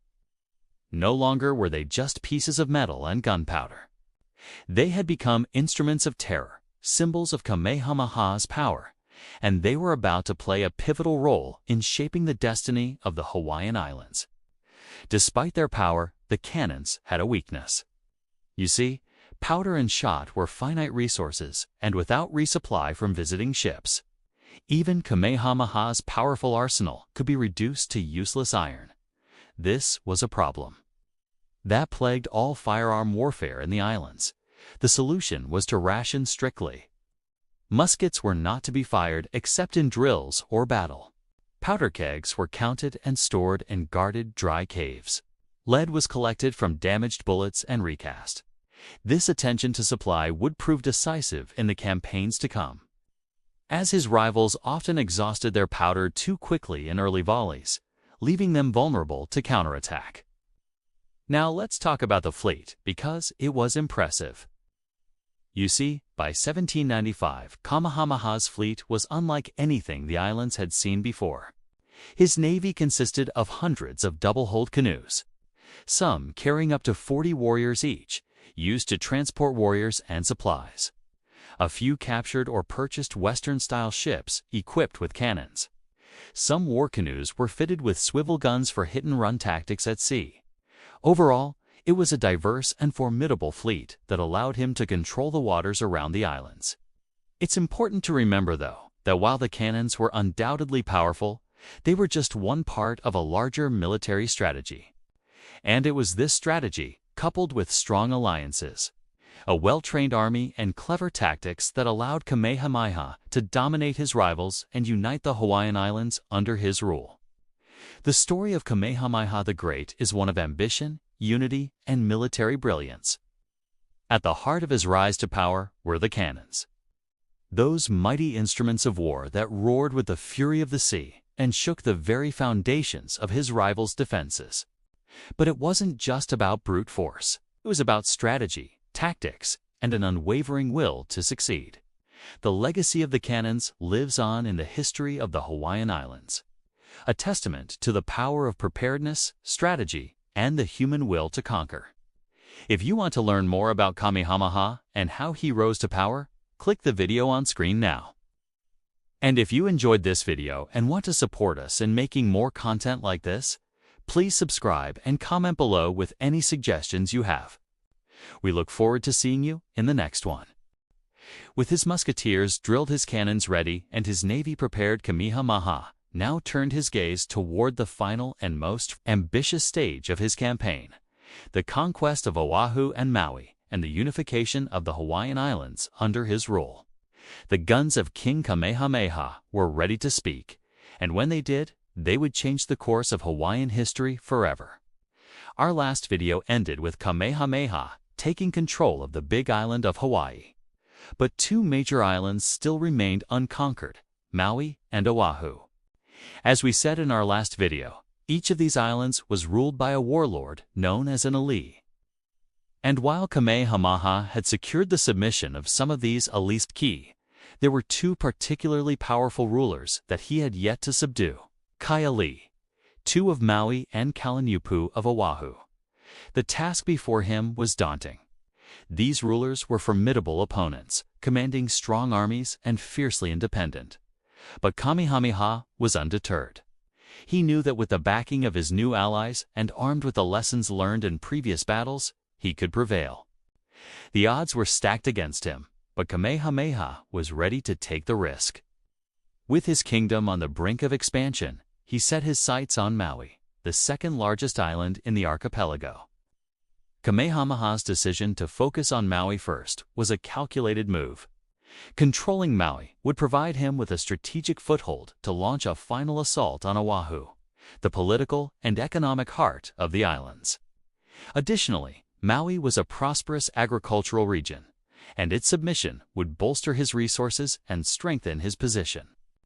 As Kamehameha prepared for his campaign, he faced logistical challenges. Supplying his troops with food and ammunition across the vast ocean was a daunting task. But he rose to the challenge, organizing supply chains and building new ships to transport his forces. It was a race against time, as the unpredictable weather patterns of the Pacific threatened to disrupt his plans. Despite the odds, Kamehameha pressed on, his determination fueled by the promise of a unified Hawaiian kingdom. But little did he know that Maui would prove to be a tougher nut to crack than he had anticipated. The ruler of Maui, Kahekili II, was a formidable opponent. Unlike some of Kamehameha's previous enemies, Kahekili had experience fighting with firearms. In fact, he had previously seized power on Maui by defeating his rivals with muskets, demonstrating his understanding of their power. Kahekili was also a skilled tactician and had assembled a strong army of loyal warriors ready to defend their homeland. Furthermore, Maui itself was a tough nut to crack. The island's rugged terrain and dense forests provided ample hiding spots and easy defenses for Kahekili's army. To add to the complexity, the people of Maui were fiercely independent and had no desire to be ruled by an outsider. They had fought off European invaders before and were prepared to do so again. Despite these obstacles, Kamehameha was confident in his ability to conquer Maui. He believed that his army was superior to Kahekili's, and that his own strategic brilliance would give him the edge he needed to win. However, he soon learned that underestimating his opponents could be costly. Kahekili put up a fierce fight, launching surprise attacks and using hit-and-run tactics that caught Kamehameha's forces off guard. The conflict reached a turning point in the steep, lush O Valley, a narrow gorge with sharp ridges and dense forests. It was here that the fate of Maui and the future of the Hawaiian kingdom would be decided. The battle that ensued would become known as Kamehameha I, or the damming of the waters. The name evokes the ferocity of the battle, which is said to have left the waters of O Stream running red with blood from the slaughter. The clash of arms echoed through the valley as the two armies faced off. Kamehameha's musketeers stood shoulder to shoulder, their muskets gleaming in the sunlight. Their disciplined formation was a testament to weeks of training under the guidance of Western advisors. On the other side, Kahaki's warriors were equally determined. Their faces painted with war designs, they were a mix of seasoned veterans and young men eager to defend their homeland. The battle began with a volley of musket fire. The air filled with the smell of gunpowder as the first shots were fired. The rhythmic crack of muskets continued throughout the day, breaking through the ranks and sending soldiers on both sides crashing to the ground. Amidst the chaos, the rumble of cannons added a new level of destruction. Cannons boomed, sending fiery shells hurtling through the air. Their deafening roars shook the ground and tore through the enemy formations. Amidst the smoke and fire, the warriors of Maui fought bravely, using their knowledge of the terrain to their advantage. They launched surprise attacks, utilizing the dense forest cover to their benefit. Each side suffered heavy losses as the battle raged on. The tide seemed to shift back and forth, neither army able to gain a decisive advantage. It was a brutal display of military force, unlike anything the Hawaiians had witnessed before. Traditional hand-to-hand combat was now mixed with the strategic use of firearms and artillery. Swords clashed with muskets, and the traditional Hawaiian weapons like the javelin and the boar spear found themselves pitted against the modern firepower of the 18th century. The outcome of the battle hung in the balance, and it would be decided by strategy, skill, and sheer determination. Neither side would give an inch. As the sun began its descent, casting long shadows over the battlefield, the fighting grew even more intense. Both armies, weary but resolute, prepared for the final push. It was a desperate gamble, a last-ditch effort to secure victory. And when the smoke cleared, it was evident that the battle had taken a decisive turn. Kamehameha's forces, with their superior numbers and firepower, had managed to push Kaheki's army back. The king's troops stood victorious, their flags raised high in the air. But their triumph was not without cost. The battlefield was littered with fallen soldiers, casualties of the relentless musket fire and cannon blasts. Despite their win, a somber mood fell over Kamehameha's camp. They had triumphed, but the victory was bittersweet. The heavy losses had weakened both sides, and the human cost of war was evident. Yet Kamehameha's resolve was not shaken. He understood that the Battle of O Valley was not the end, but a stepping stone towards his ultimate goal, the unification of Hawaii. While Kahegli initially maintained control over Maui after the battle, the defeat at Kepenaui significantly weakened his hold, allowing Kamehameha to gradually claim much of the island over the following years. This victory marked a significant turning point in Kamehameha's campaign. With Maui partially subdued, he set his sights on the final leg of his journey, the conquest of Oahu. Before moving on to Oahu, however, Kamehameha consolidated his power over Maui. He established alliances with local chiefs, integrating them into his kingdom and gaining their support for his final campaign. At the same time, he continued to improve his arsenal, ensuring that his musketeers and cannon crews were prepared for the battles ahead. Training intensified, and discipline among his troops grew stronger. The lessons learned from the grueling campaign were not lost on him. He reorganized his army, adjusting his tactics to better utilize his forces and maximize his advantage. While the road to unification was far from easy, this phase of preparation gave Kamehameha the strength he needed to face his final and most formidable challenge. As Kamehameha prepared to take Oahu, he knew that he would face stiff resistance. The ruler of Oahu, Kalaniʻapu, was a powerful and ambitious leader who had long resisted efforts to unite the islands. Kalaniʻapu was also a skilled warrior and strategist, and he had assembled a formidable army that was well trained in the use of firearms. The campaign to conquer Oahu was marked by intense battles and strategic maneuvers as Kamehameha's forces sought to outmaneuver and defeat Kalaniʻapu's army. The conflict culminated in a decisive battle at the Nuʻuanu Pali, a narrow pass on the windward coast of Oahu. It was here that Kamehameha's forces, their superior numbers and firepower, overwhelmed Kalaniʻapu's army, leading to the latter's retreat. Following this decisive victory, Kamehameha's forces advanced on Honolulu, the capital of Oahu. Faced with overwhelming odds, Kalaniʻapu fled to the west of the island, retreating to the mountains and valleys where his warriors continued to resist Kamehameha's forces. Despite fierce resistance, Kamehameha's army, bolstered by the support of local chiefs who switched sides, gradually gained ground. As Kamehameha's forces closed in, Kalaniʻapu's options for escape dwindled. Realizing the futility of further resistance, Kalaniʻapu surrendered, marking the end of the battle for Oahu and effectively ending organized resistance to Kamehameha's rule.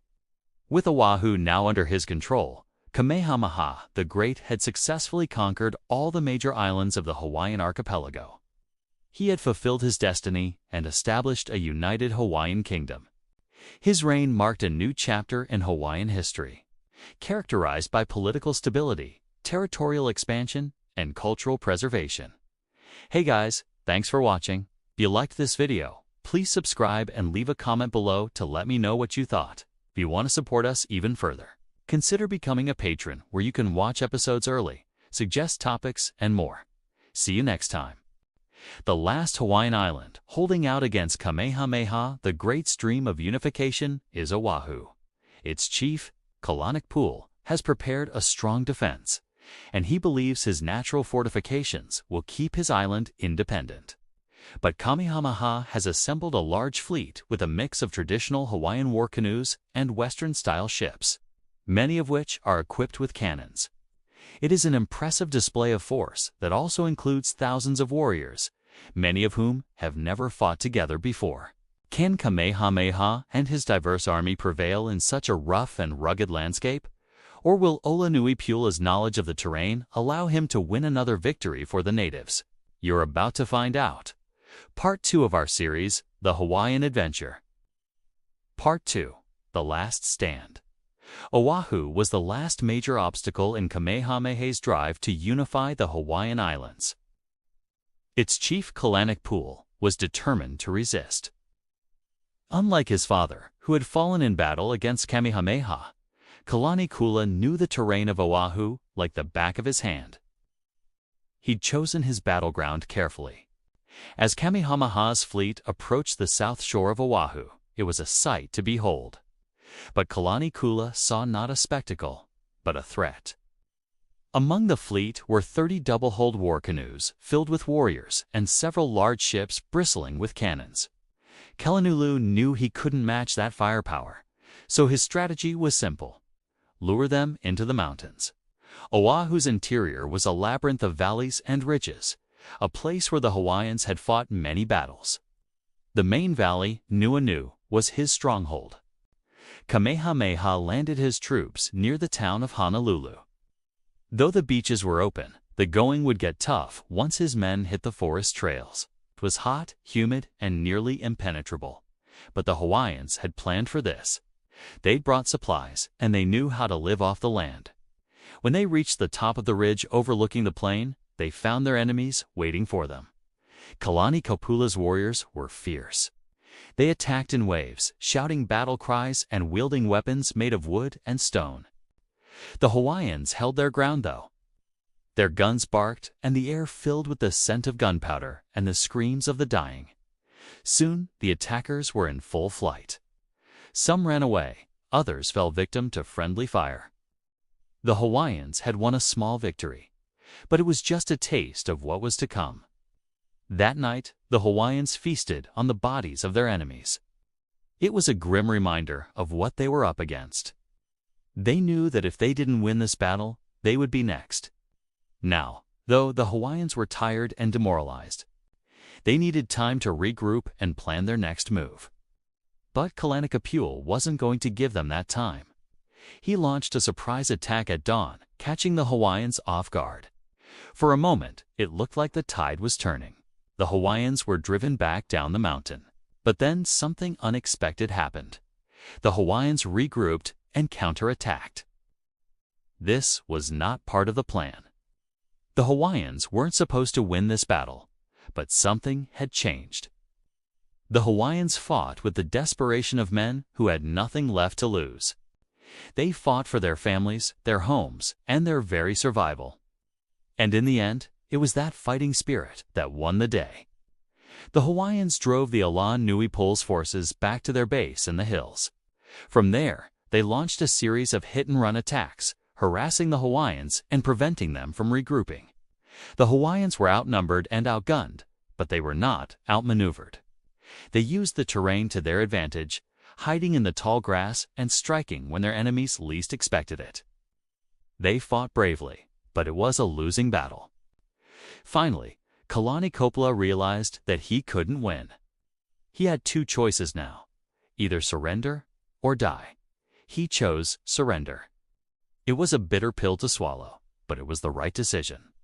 The Hawaiians had proved that they could fight the Olonuipuala's forces toe-to-toe. They had shown that they were not afraid of the big guns and the fancy uniforms of the newcomers. They had shown that they were Hawaiians, and that was all that mattered. With Olonuipuala defeated, the way was clear for Kamehameha to finish the job. He turned his attention to Maui, and soon that island, too, was under his control. Only Kauai remained, but its king had already pledged allegiance to Kamehameha. Hawaii was united at last. The year is 1795. The Hawaiian Islands are on the brink of change. The warrior king Kamehameha the Great has just landed on the shores of Oahu with a mighty fleet and army.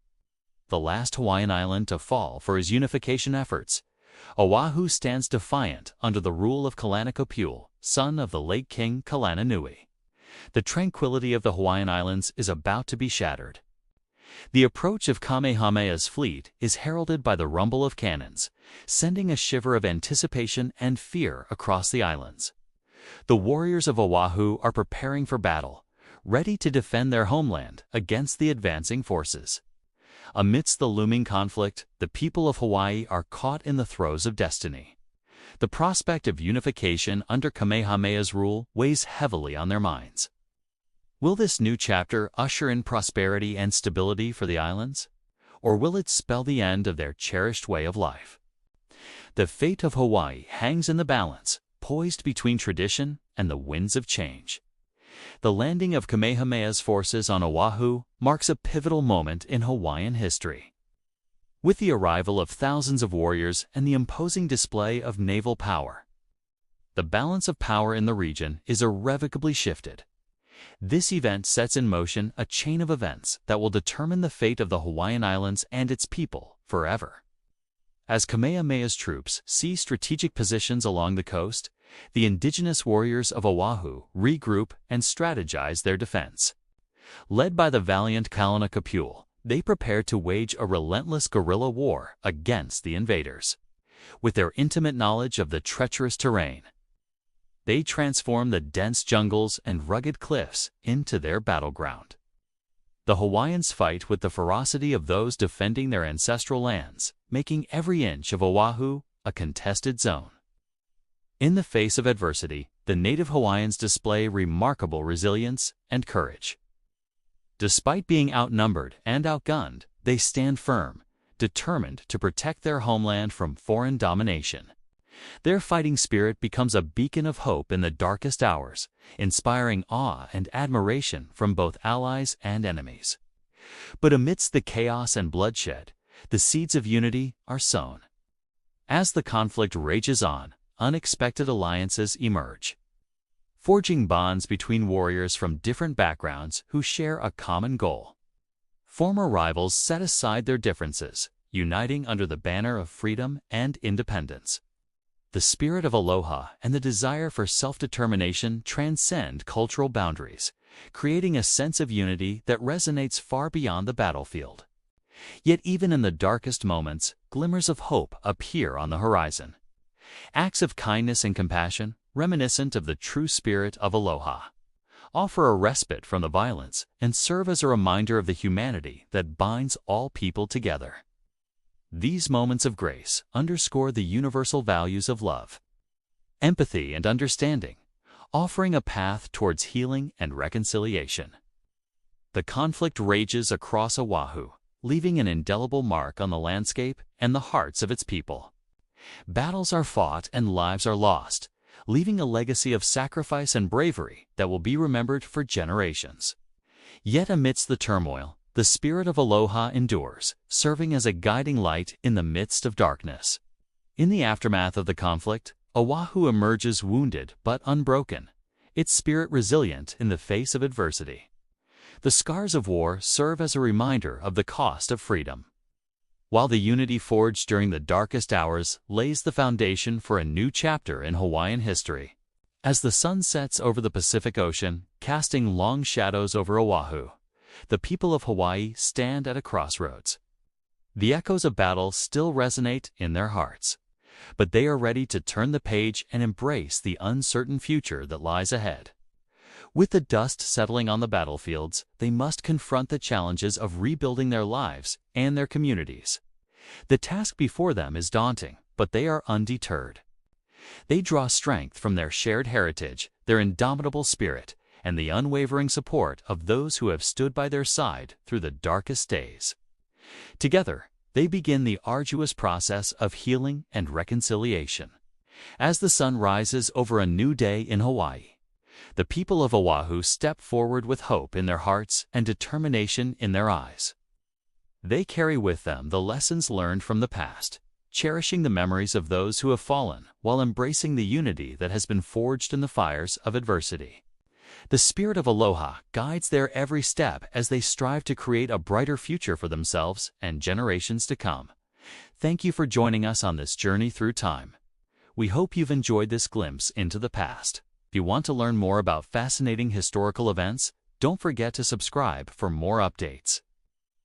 Let the spirit of aloha guide you as you continue your journey through history. Until next time, stay curious, stay engaged, and remember the power of storytelling in shaping our world. In the heart of the Windward Coast on the island of Oahu, nestled between the towering Kūlau and Waianae mountain ranges, lies a valley shrouded in both natural beauty and historical significance, the Nuʻuanu Valley. It was here where the fate of the Hawaiian Islands took a decisive turn during the early 19th century. But what if instead of being lost, you discovered the key to unlocking hidden gains? Imagine getting ahead of market trends without a crystal ball, all through data-driven insights delivered straight to your inbox. And now, let's return to the dramatic events that unfolded in the Nuʻuanu Valley. Let's delve into the pivotal battle that shaped the destiny of the Hawaiian people. By 1824, the panorama of the Hawaiian Islands was dramatically different than it had been just 2 decades before. The reign of Kamehameha the Great had seen the unification of most of the islands under the banner of the Kingdom of Hawaii. But one island held firm in its resistance: Oahu, the seat of the rival Hawahawa dynasty, led by the formidable Kalanakpool. While peace talks faltered, a massive army prepared for the final showdown. For Kalanakpool, the strategic value of Oahu was undeniable. Its central location in the archipelago meant control over the vital trade routes. Defending this advantageous position was a task he was determined to undertake. Aware of the prowess of Kamehameha Kalanimoku, Pule fortified the Nuʻuanu Valley with a series of defensive structures. These included stone walls and barricades crafted to withstand the onslaught of battle. Additionally, he strategically positioned his warriors within these fortifications, ensuring they were concealed from view. This defensive posture was a testament to Kalanimoku Pule's military experience and understanding of the terrain. He had essentially transformed the valley into a fortress, ready to repel any incoming forces. As the tale goes, on the fateful day of the battle, the air hung heavy with anticipation. The clash between these two powerful forces was imminent. When the sun rose, it unveiled a scene of preparation and tension. On one side, Kamehameha's forces, a mix of disciplined soldiers and eager warriors, were poised and ready to march. Their muskets glistened in the morning light, symbolizing the firepower that would soon be unleashed. On the other side, Kalanimoku's defenders stood firm within their stone strongholds. Their determination to protect their homeland was evident in their stance, their eyes scanning the horizon for the first sign of attack. The valley echoed with the beat of drums, each reverberation signaling the impending chaos. As the armies took their positions, the stage was set for a confrontation that would go down in history. The battle erupted in full fury within the valley. Kalanakpool's warriors, determined and familiar with the terrain, fought fiercely. Traditional Hawaiian weapons clashed with musket balls and cannon shot in a brutal mix of old and new warfare. Kamehameha's musketry proved devastating. Coordinated volleys shattered enemy ranks, while cannon fire dislodged warriors from their strongpoints. The psychological impact of thunderous guns amidst close combat was overwhelming to defenders unaccustomed to such firepower. The tightly packed warriors of the old school were no match for the modern weaponry wielded by Kamehameha's forces. Despite the valiant efforts of the defenders, their numbers dwindled under the relentless assault. However, the battle wasn't solely decided by firepower. Terrain played a crucial role. The Nuʻuanu Valley's layout funneled the advancing troops, forcing them into choke points where the defenders inflicted casualties. This forced a tactical approach onto both sides, a blend of brute force and calculated maneuvers. As the tide of battle turned and the defenders began to waver, the fighting grew more desperate. Realizing the gravity of their situation, Kalanakpul's warriors fought with the ferocity of those who had nothing left to lose. Yet even in the face of such tenacity, Kamehameha's forces pressed on, their determination to secure Oahu unwavering. Each step forward brought them closer to the commanding heights of the valley, inching them closer to a decisive victory. However, the path to victory was not without its challenges. The defenders, backed into a corner, were fighting with the desperation of those who had no intention of surrendering. They used every advantage the terrain afforded them, every rock, every tree, every shadow becoming an element of defense. This made for hand-to-hand combat that was brutal, intimate, and unforgiving. As Kalanakpul's forces were pushed back, their retreat led them towards the steep cliffs of Nuʻuanu. At this critical moment, the battle reached its climax. The defenders, squeezed between the advancing musket lines and the sheer precipice of the pali, were trapped. Some fell victim to the deadly accuracy of the guns, while others, refusing to surrender, chose the perilous jump into the abyss. Historical accounts and Hawaiian oral tradition recount how scores of warriors were driven over the cliff in their desperation. Some pushed, others leapt to avoid capture. This dramatic exodus became a symbol of the battle, a testament to the ferocity and desperation of the final stand. For those unfortunate souls who did not meet their end at the edge of the Nuʻuanu pali, a different fate awaited them.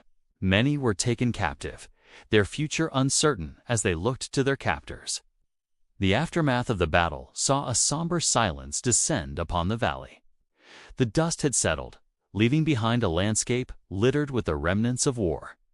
The once proud warriors lay still, their stories abruptly ended. The victors surveyed the scene, aware that they had just changed the course of history. This resounding defeat marked the end of organized resistance against Kamehameha on Oahu, effectively giving him control over the island. It was a hard-won victory, paid for in blood, sweat, and tears. With Oahu secured, Kamehameha had effectively unified the majority of the Hawaiian Islands under his rule. His mastery of firearms and foreign tactics had overwhelmed traditional defenses. The victory at Nuʻuanu was celebrated across the islands, echoing through the valleys and over the seas. It was a celebration of power, of unity, and of the dawn of a new era in Hawaiian history. Yet, amidst the jubilation, there were sobering reminders of the cost of conquest. The fallen warriors, both friends and foes, were honored, their sacrifices acknowledged in ceremonies and chants. For the Hawaiian people, this battle was more than just a military engagement. It was a pivotal moment that shaped their destiny.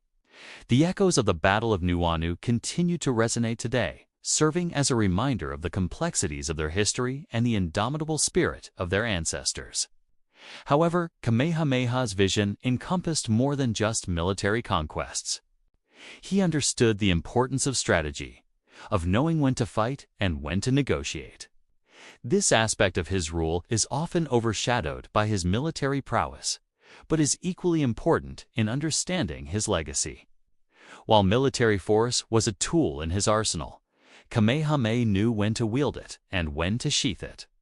His strategy was not just about overpowering his rivals, but also about incorporating them into his growing kingdom in a way that ensured stability and unity. Following the Battle of Nuʻuanu, Kamehameha's attention turned to the last significant obstacle to full unification, the island of Kauai, ruled by Chief Kaumoeli. Kauai was different from the islands already under his control. Its rugged terrain and fierce warriors made military invasion a daunting prospect. Moreover, unlike the other islands, Kauai maintained strong ties with foreign traders, acquiring firearms and powder on its own terms. This made a direct attack risky and unappealing. So instead of immediately resorting to force, Kamehameha chose a different path. He attempted to invade Kauai by sea, but treacherous waters, storms, and resilient defenders thwarted his efforts. Realizing that military conquest was not feasible, he shifted his approach once again. In 1810, Kaumoeli agreed to submit peacefully. acknowledging Kamehameha's sovereignty in exchange for local autonomy. This peaceful submission was as significant as any battlefield victory, illustrating Kamehameha's political acumen alongside his military might. It was a masterstroke of strategy, a testament to his ability to balance the use of force with the pursuit of diplomacy. With Hawaii Island, Maui, and Oahu under his control, and Kauai peacefully submitted, Kamehameha's dream of a unified Hawaii was realized. His legacy extended far beyond the battlefield. He laid the foundation for a new era in Hawaiian history, an era of unity, albeit under the rule of a powerful monarchy. The story of Kamehameha the Great is a complex one. A tapestry woven with threads of military brilliance, strategic diplomacy, cultural sensitivity, and personal charisma. His journey from a young prince to the ruler of a unified Hawaii is a testament to his ambition, resilience, and adaptability. It was a journey marked by challenges, betrayals, and triumphs, each contributing to the rich narrative of this legendary figure. Thank you for joining us on this journey through time. If you enjoyed this video, don't forget to like and subscribe. Your support means the world to us and inspires us to keep bringing these stories to life. Until next time, stay curious and keep exploring the past. Upon the passing of Kamehameha, the great firearms legacy left behind a legacy that extended far beyond the battlefield. As weapons of war, they had facilitated the unification of the islands under the banner of the Kingdom of Hawaii. Now they stood as silent sentinels marking the entrance to a new era. This was an era where traditional symbols of chiefly power, the feathered cloaks, helmets, and sacred relics were now joined by more contemporary emblems, firearms, and cannons. The guns of Kamehameha had evolved into potent symbols of authority, wealth, and prestige. They were not merely tools of conquest, but had become integral parts of a narrative that spoke of Hawaii's emergence onto the world stage. As we delve into this narrative, we'll discover how these guns, initially instruments of war, were carefully curated during Kamehameha's reign, becoming treasured possessions that symbolized both military strength and the kingdom's increasing engagement with Western powers. Our journey takes us through the hallowed halls of Hawaiian history, where the echoes of gunshots mingle with the whispers of tradition and change. Join us as we explore the fascinating evolution of these guns, their role in shaping Hawaiian history, and their enduring legacy as powerful symbols of a bygone era. The firearms that played a pivotal role in securing the vast lands of the Hawaiian archipelago were a testament to the vision and strategy of one man, King Kamehameha the Great. Under his astute leadership, Hawaii transitioned from a collection of independent chiefdoms to a unified kingdom. And at the heart of this transformation were the guns. These firearms were not merely tools of war for Kamehameha. They were strategic assets that helped level the playing field against his larger and more powerful opponents. He understood the potential of these foreign weapons and leveraged them masterfully to forge a path to unification.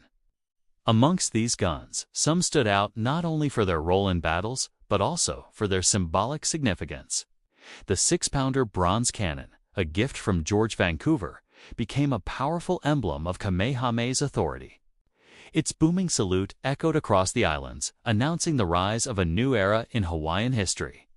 Similarly, the whaleship gun, a relic from an earlier maritime era, was transformed by Kamehameha into a symbol of his kingdom's maritime prowess. By strategically employing and showcasing these firearms, Kamehameha not only subdued his rivals, but also laid the groundwork for a new identity for Hawaii and its people. The influence of these guns transcended the battlefield. They became potent symbols of the kingdom's power and unity, representing the might of a people who had once been divided, but were now forging a new path forward under the banner of a single kingdom. As we reflect on Kamehameha's legacy, it's essential to recognize the profound impact of these guns. They are more than just historical artifacts. They are tangible reminders of a leader's strategic brilliance and the transformative journey of an entire nation. Kamehameha's story is intricately woven with the history of these guns, making them not just weapons, but key players in the saga of the Hawaiian Kingdom. The victory of the Battle of Nuʻuanu in 1795 was a pivotal moment in Hawaiian history, marking the end of an era of interlane warfare and the beginning of a new chapter under the rule of King Kamehameha the Great. In the aftermath of this decisive battle, the guns used by Kamehameha's warriors didn't just stand as trophies of war, they became symbols of a united Hawaii. For the first time, the islands were coming together under one king, and these guns became the soundtrack of this unification, echoing the might of a newfound national identity. Following the battle, these guns weren't confined to armories, but were often displayed in public areas, serving as constant reminders of the kingdom's strength. The rumble of cannons boomed on ceremonial occasions, a sonic representation of the king's power. The mere sight of these guns would have instilled a sense of awe and respect in both subjects and visitors alike. They became visual ambassadors of the Kamehameha's rule, silently proclaiming the message of unity and strength far and wide. As the kingdom grew, so did the king's arsenal. Each new gun acquired was not just a weapon, but a statement, a declaration of the rising power of Hawaii on the world stage. It was during this period that the 6-pounder bronze cannon gifted by George Vancouver arrived. This wasn't just a gift, it was a symbol of recognition of Kamehameha's growing influence. The cannon was a tool of war, yes, but it was also a potent symbol of authority and prestige. Its booming presence at official functions elevated the ceremonial aspect of the king's rule, adding a layer of solemnity and grandeur to important events. Moreover, the acquisition of these guns, especially those from foreign powers, signaled Hawaii's growing engagement with the outside world. Each gun brought with it a story of its own, of voyages across the seas and encounters with distant nations. They were physical links to a larger world that Kamehameha was keen on connecting with. As we continue to explore the story of these guns, we must remember that they are more than just cold, hard metal. They are vessels of stories, each bearing silent witness to the evolution of a kingdom, its battles, its victories, and its place in the wider narrative of history. In the annals of Hawaiian history, two names stand out, not just as warriors, but as pivotal figures in the introduction and utilization of firearms: Isaac Davis and John Young. Their roles in the rise of Kamehameha the Great and the Kingdom of Hawaii were multifaceted, encompassing military training, diplomatic missions, and even cultural exchange. These men were instrumental in bridging the gap between traditional Hawaiian practices and the emerging demands of a modernizing kingdom. Isaac Davis, often referred to as the father of the Hawaiian Navy, played a crucial role in training the warriors of Kamehameha. He taught them not just how to use the guns, but also the strategies and tactics that could turn a group of men with guns into a formidable fighting force. His influence extended to the creation of the first Hawaiian naval force, a fleet that would help secure the kingdom's expanding borders. John Young, on the other hand, was a key player in the early days of sandalwood harvesting in Hawaii. He recognized the potential of this industry not just for the Hawaiian economy, but also as a way to build bridges with the Chinese community in Hawaii. His efforts led to the growth of a significant Chinese population in Hawaii, a community that would later play a pivotal role in the development of the islands. Both Davis and Young remained close to Kamehameha until his death in 1819, ensuring that the knowledge and skills they imparted were preserved. Their training programs continued under subsequent Hawaiian leaders, acting as cornerstones of the kingdom's growth and stability. They exemplified the value of foreign knowledge and skills in the context of a rapidly changing Hawaii. Their contributions went beyond their military and economic roles. They were part of a cultural exchange, bringing with them knowledge and practices that diversified the landscape of Hawaiian life.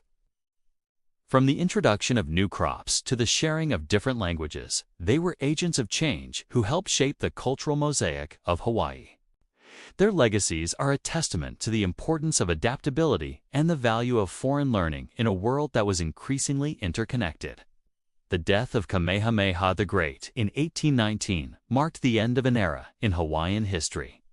He left behind a kingdom that was unified, prosperous, and on the verge of significant transformations. His legacy was one of unity, strength, and progress. However, the transition of power was not without its challenges. Following Kamehameha's death, the kingdom faced a succession crisis. There were questions about who would carry on his legacy and how the kingdom would navigate the complexities of an evolving world. The new leaders, while inheriting a strong foundation, were tasked with the responsibility of steering the kingdom through uncharted waters. Despite these challenges, the spirit of Kamehameha's vision endured. The institutions he put in place, including the well-managed firearms system, acted as cornerstones of stability. The kingdom continued to grow, albeit with new challenges and priorities. The early 19th century saw Hawaii become an increasingly important hub for commerce and diplomacy in the Pacific. This meant that the kingdom's interactions with foreign powers intensified, bringing with it both opportunities and complexities. During this period, missionaries arrived, bringing with them not just religious teachings, but also new social norms and educational ideas that would profoundly impact Hawaiian society. The guns, once symbols of martial strength, were now sometimes relegated to storage, a tacit acknowledgement of a changing focus. However, their role as symbols of authority and prestige did not diminish. They continued to be seen as potent representations of the kingdom's power, albeit in a context that was shifting away from open warfare. As we reflect on this period in Hawaiian history, it's essential to understand that while the guns remained potent symbols, their role was evolving. The challenges of the early 19th century demanded a delicate balancing act, preserving the legacy of Kamehameha while adapting to new realities. The story of these guns is a microcosm of this larger struggle, a testament to the enduring power of symbols and the flexibility of traditions in a changing world. In the years following Kamehameha's death, the guns and cannons that once echoed across the battlefields of Hawaii were relegated to a more symbolic role. They stood guard in armories, their silence now more profound, their presence more contemplative. Yet their significance did not diminish. Instead, it evolved, mirroring the changing needs and priorities of a kingdom in transition. These guns became repositories of memory, each bearing silent witness to the battles fought, the victories won, and the foundations laid by Kamehameha the Great. They served as tangible links to a glorious past, reminding the Hawaiian people of their rich heritage and the sacrifices made to secure it. Preservation efforts took center stage, ensuring that these relics of a bygone era were not just kept safe, but also made accessible for future generations. Museums and historical sites became their new battlegrounds, not of war, but of remembrance. Here, amidst the hushed reverence of historical spaces, these guns found a new purpose in educating and inspiring. The story of each gun, of how it was used, where it was deployed, and the role it played in shaping Hawaiian history was painstakingly pieced together. They became not just objects, but characters in a grand narrative, each with its own tale to tell. As we conclude our exploration of the guns of King Kamehameha, let us remember that their legacy extends far beyond their physical form. They are timeless symbols of a nation's journey, of a people's resilience, and of a leader's vision. Their journey mirrors the evolution of Hawaii itself, from a collection of islands to a unified kingdom, from a society untouched by Western influence to one that embraced change while cherishing its roots. The guns of King Kamehameha are more than just artifacts. They are storytellers, each with its own tale to tell, each offering a glimpse into a remarkable chapter of Hawaiian history.